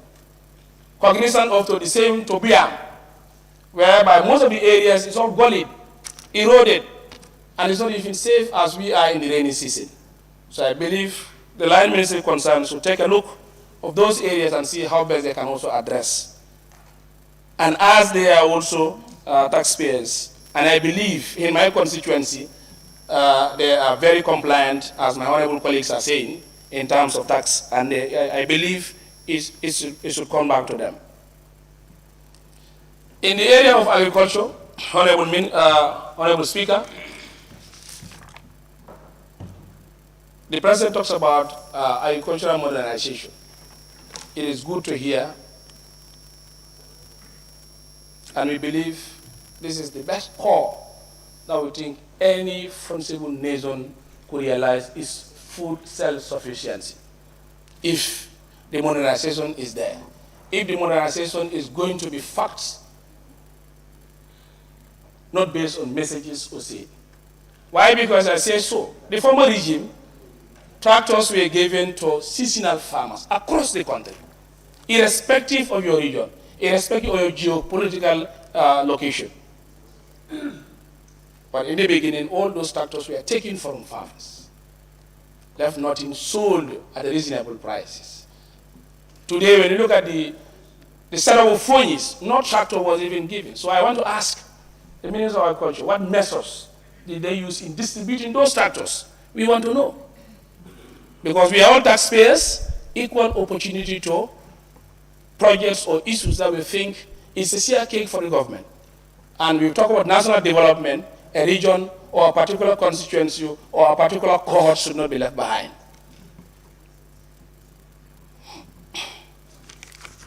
In the area of health, as I took office in my constituency, I went round to the health facility of Buyam General Hospital.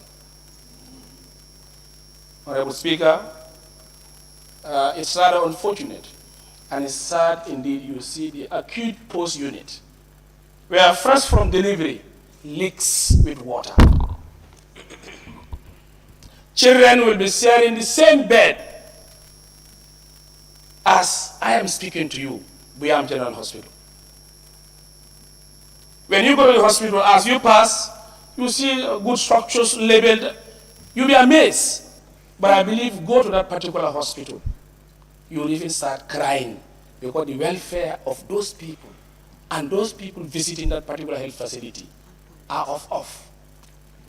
The acute, where from birth,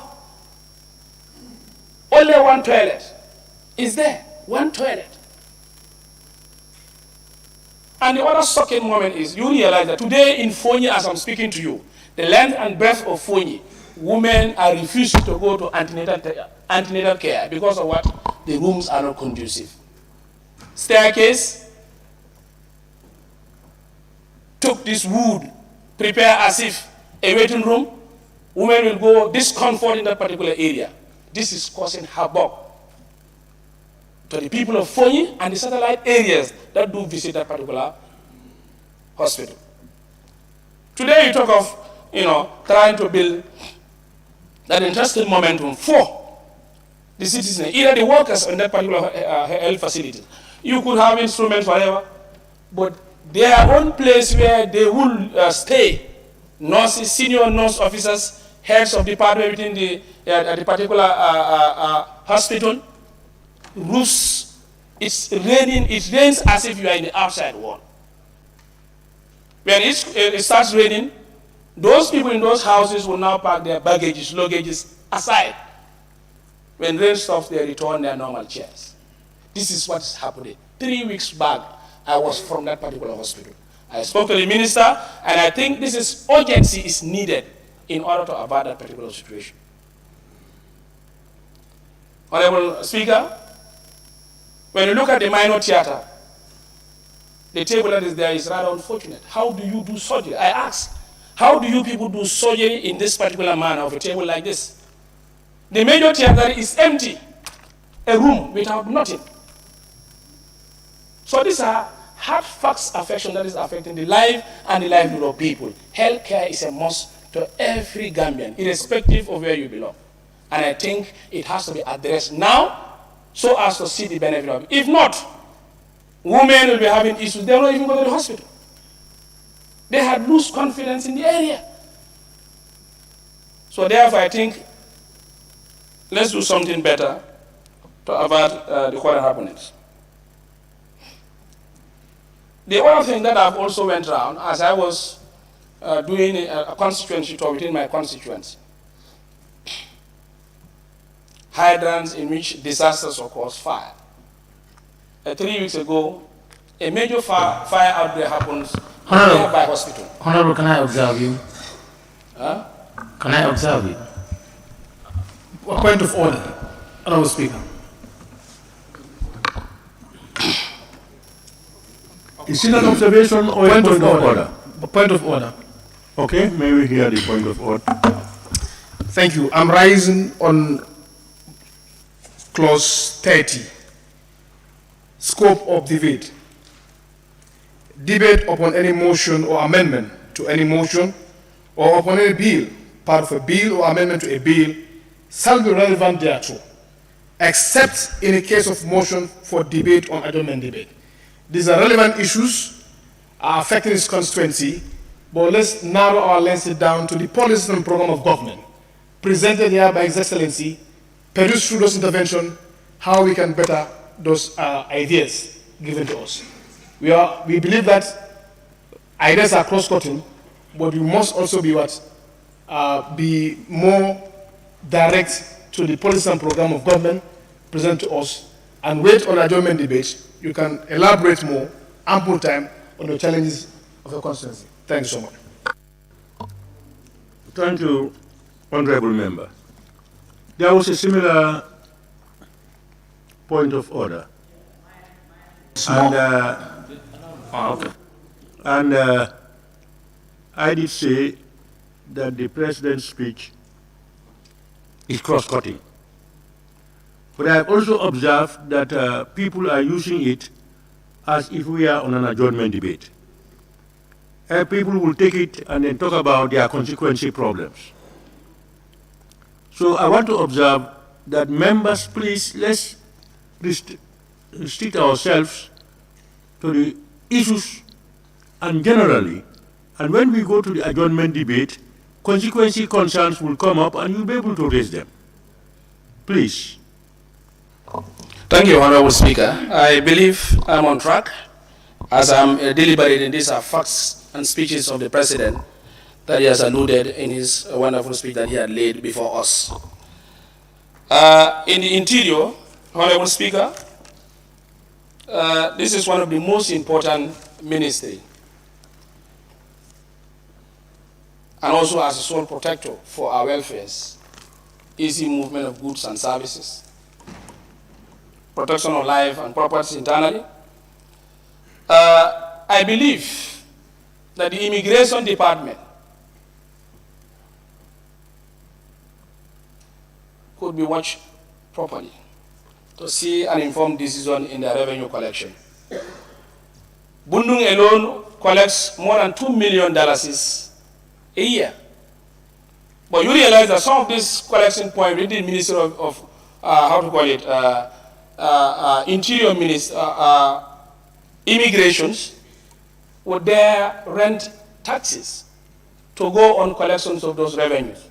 So I believe the line ministers should take note and change the approach in which we will gain more revenue in the near future. From Fonyi down to the Combos, there is no police station that you go and find a movable vehicle.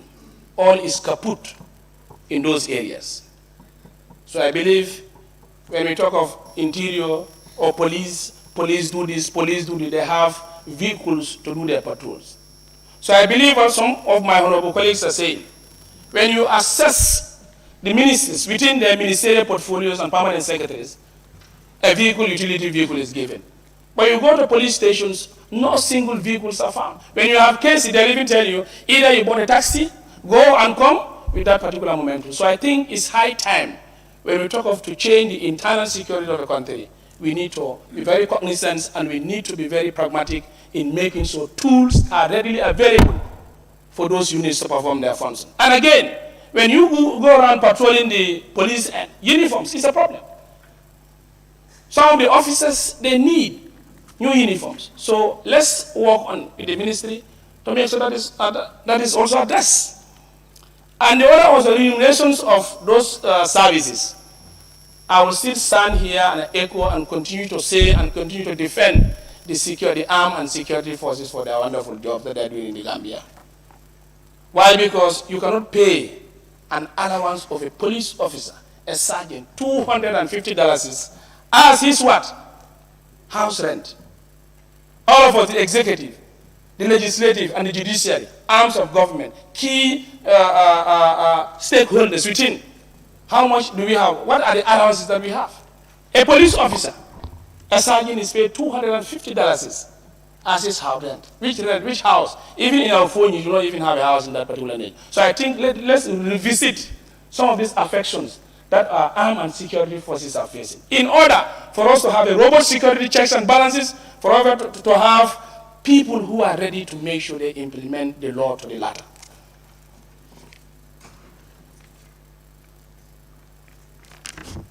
In that also, you talk about the accommodative services. Stations you go, sometimes accommodation is a problem.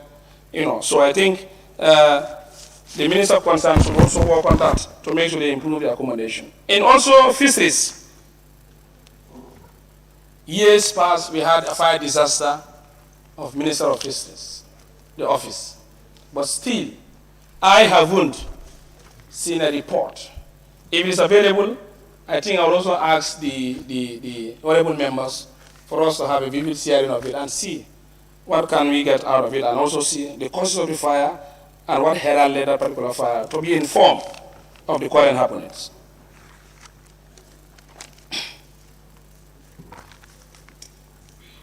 Honorable Speaker, from the Fonyis near to the Combos end, there is no hydrant within that particular area. I believe the empowerment of the fire and rescue service is utmost important. As I was saying, it's not about my constituency, but it's about a particular whole region where it's only 2 villages that have those hydrants. A fire disaster occurs, fire and rescue service could not do better. They had to run from one village to another. So if it happens in Kalaji, you have to come to Biam or Kanilai to get a hydrant. If it happens in Bese, you have to come to either Biam or Kanilai to do that. So I think the government should work with NAWEC to see how they can diversify and improve the hydrant. And again, the pressure of those hydrants is also very important, because what we have seen in that area is compatibility of the fire and rescue services cars are not compatible with those hydrants. So I think they should do almost enough to be speaking with NAWEC to see how best they can also avert that for prosperity.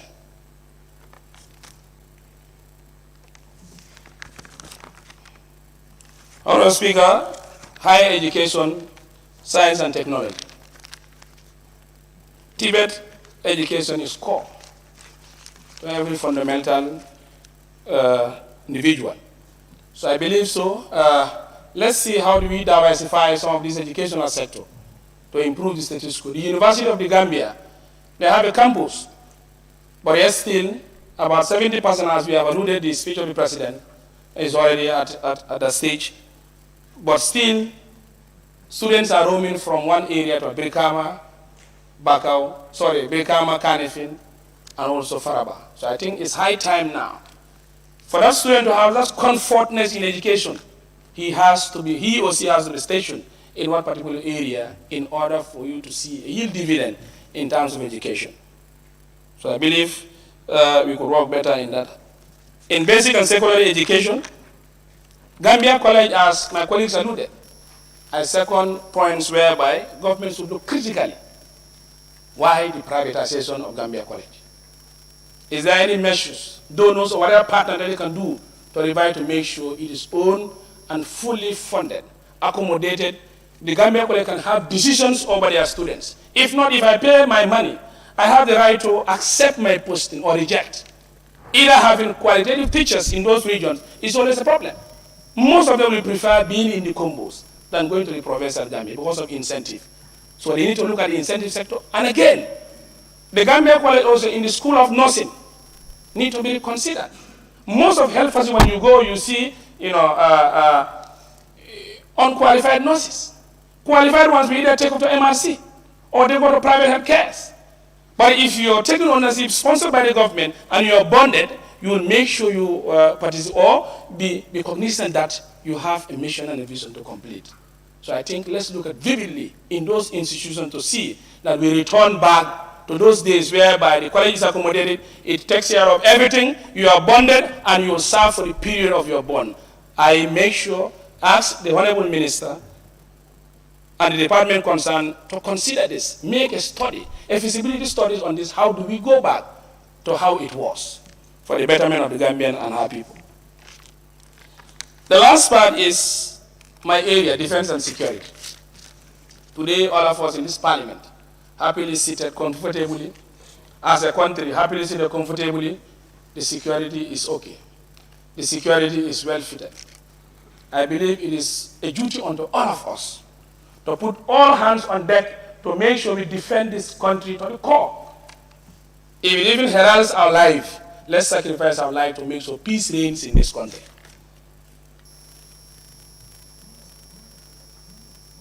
I wonder sometimes, I look at back. Policies, programs, security sector reform is good. But we want proper implementation now. We want to see the dividend of those signs that these sectors that we are talking of, the policies that you are saying, we've seen them. It's very clear unto us.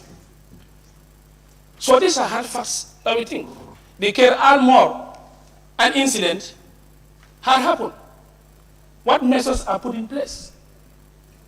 What do we think the occurrences will not happen? The causes of those occurrences. Do we have any benchmark that we have did to make sure that particular area is revisited, studied, and also measures are laid?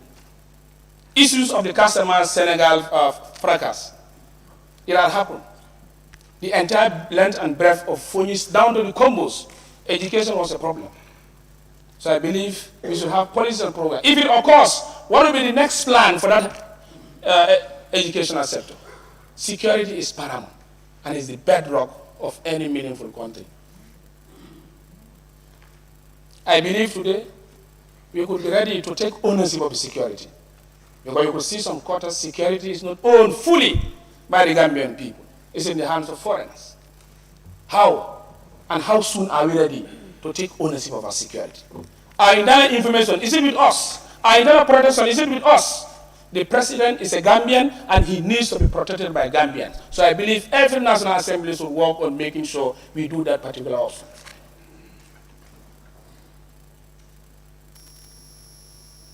Today, Honorable Speaker, I submit to this August Assembly that is a worrisome that is going within the internal security of the Gambia.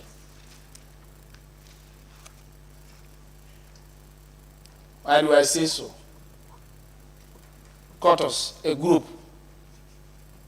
a particular group is still affected, being laid, branded. They are discomfort in their security performance. Why? Because levied on coups.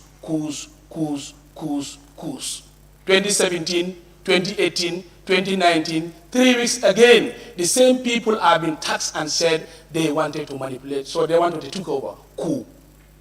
Records are evidently with me, and I think the ministers should work on to make sure a board of inquiry is set to this effect, and to make sure that security, there is no politics, there is no tribe, there is no religion. It is the life and the livelihood of every country. And I believe one tribe should not be singled out from 2017, 2018, 2019, 2022. It is one tribe that is mentioned. The lists are all available.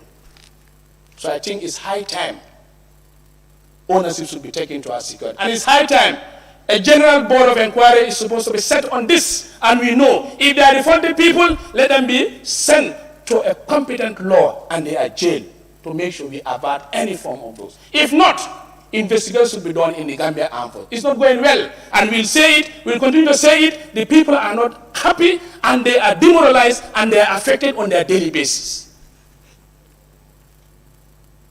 Tribe, doesn't build a country. Tribe doesn't satisfy the development of country. Tribe doesn't reign to make sure that particular country works well. But we unify together to make sure we see a rebuilding country. And I believe a tribe is segregated, and on daily basis they are affected. 3 weeks ago, their names have been labeled again of a coup. So I think it's high time. Speaker, thank you very much. Point of order. It's against parliamentary. Honorable member. Yes, I was trying to raise a point of order. Matters at the court should not be discussed in the floor of the assembly. Thank you. Indeed. Honorable members, I've been observing some of my colleague Jaranga MPs who are yawning. I think they are not, they're feeling a little bit tired and hungry. I so want to suspend sessions for an hour. It's about 2:15, and then we break off until 3:15 when we shall resume again. The assembly now stands suspended until 15:15 p.m. Thank you.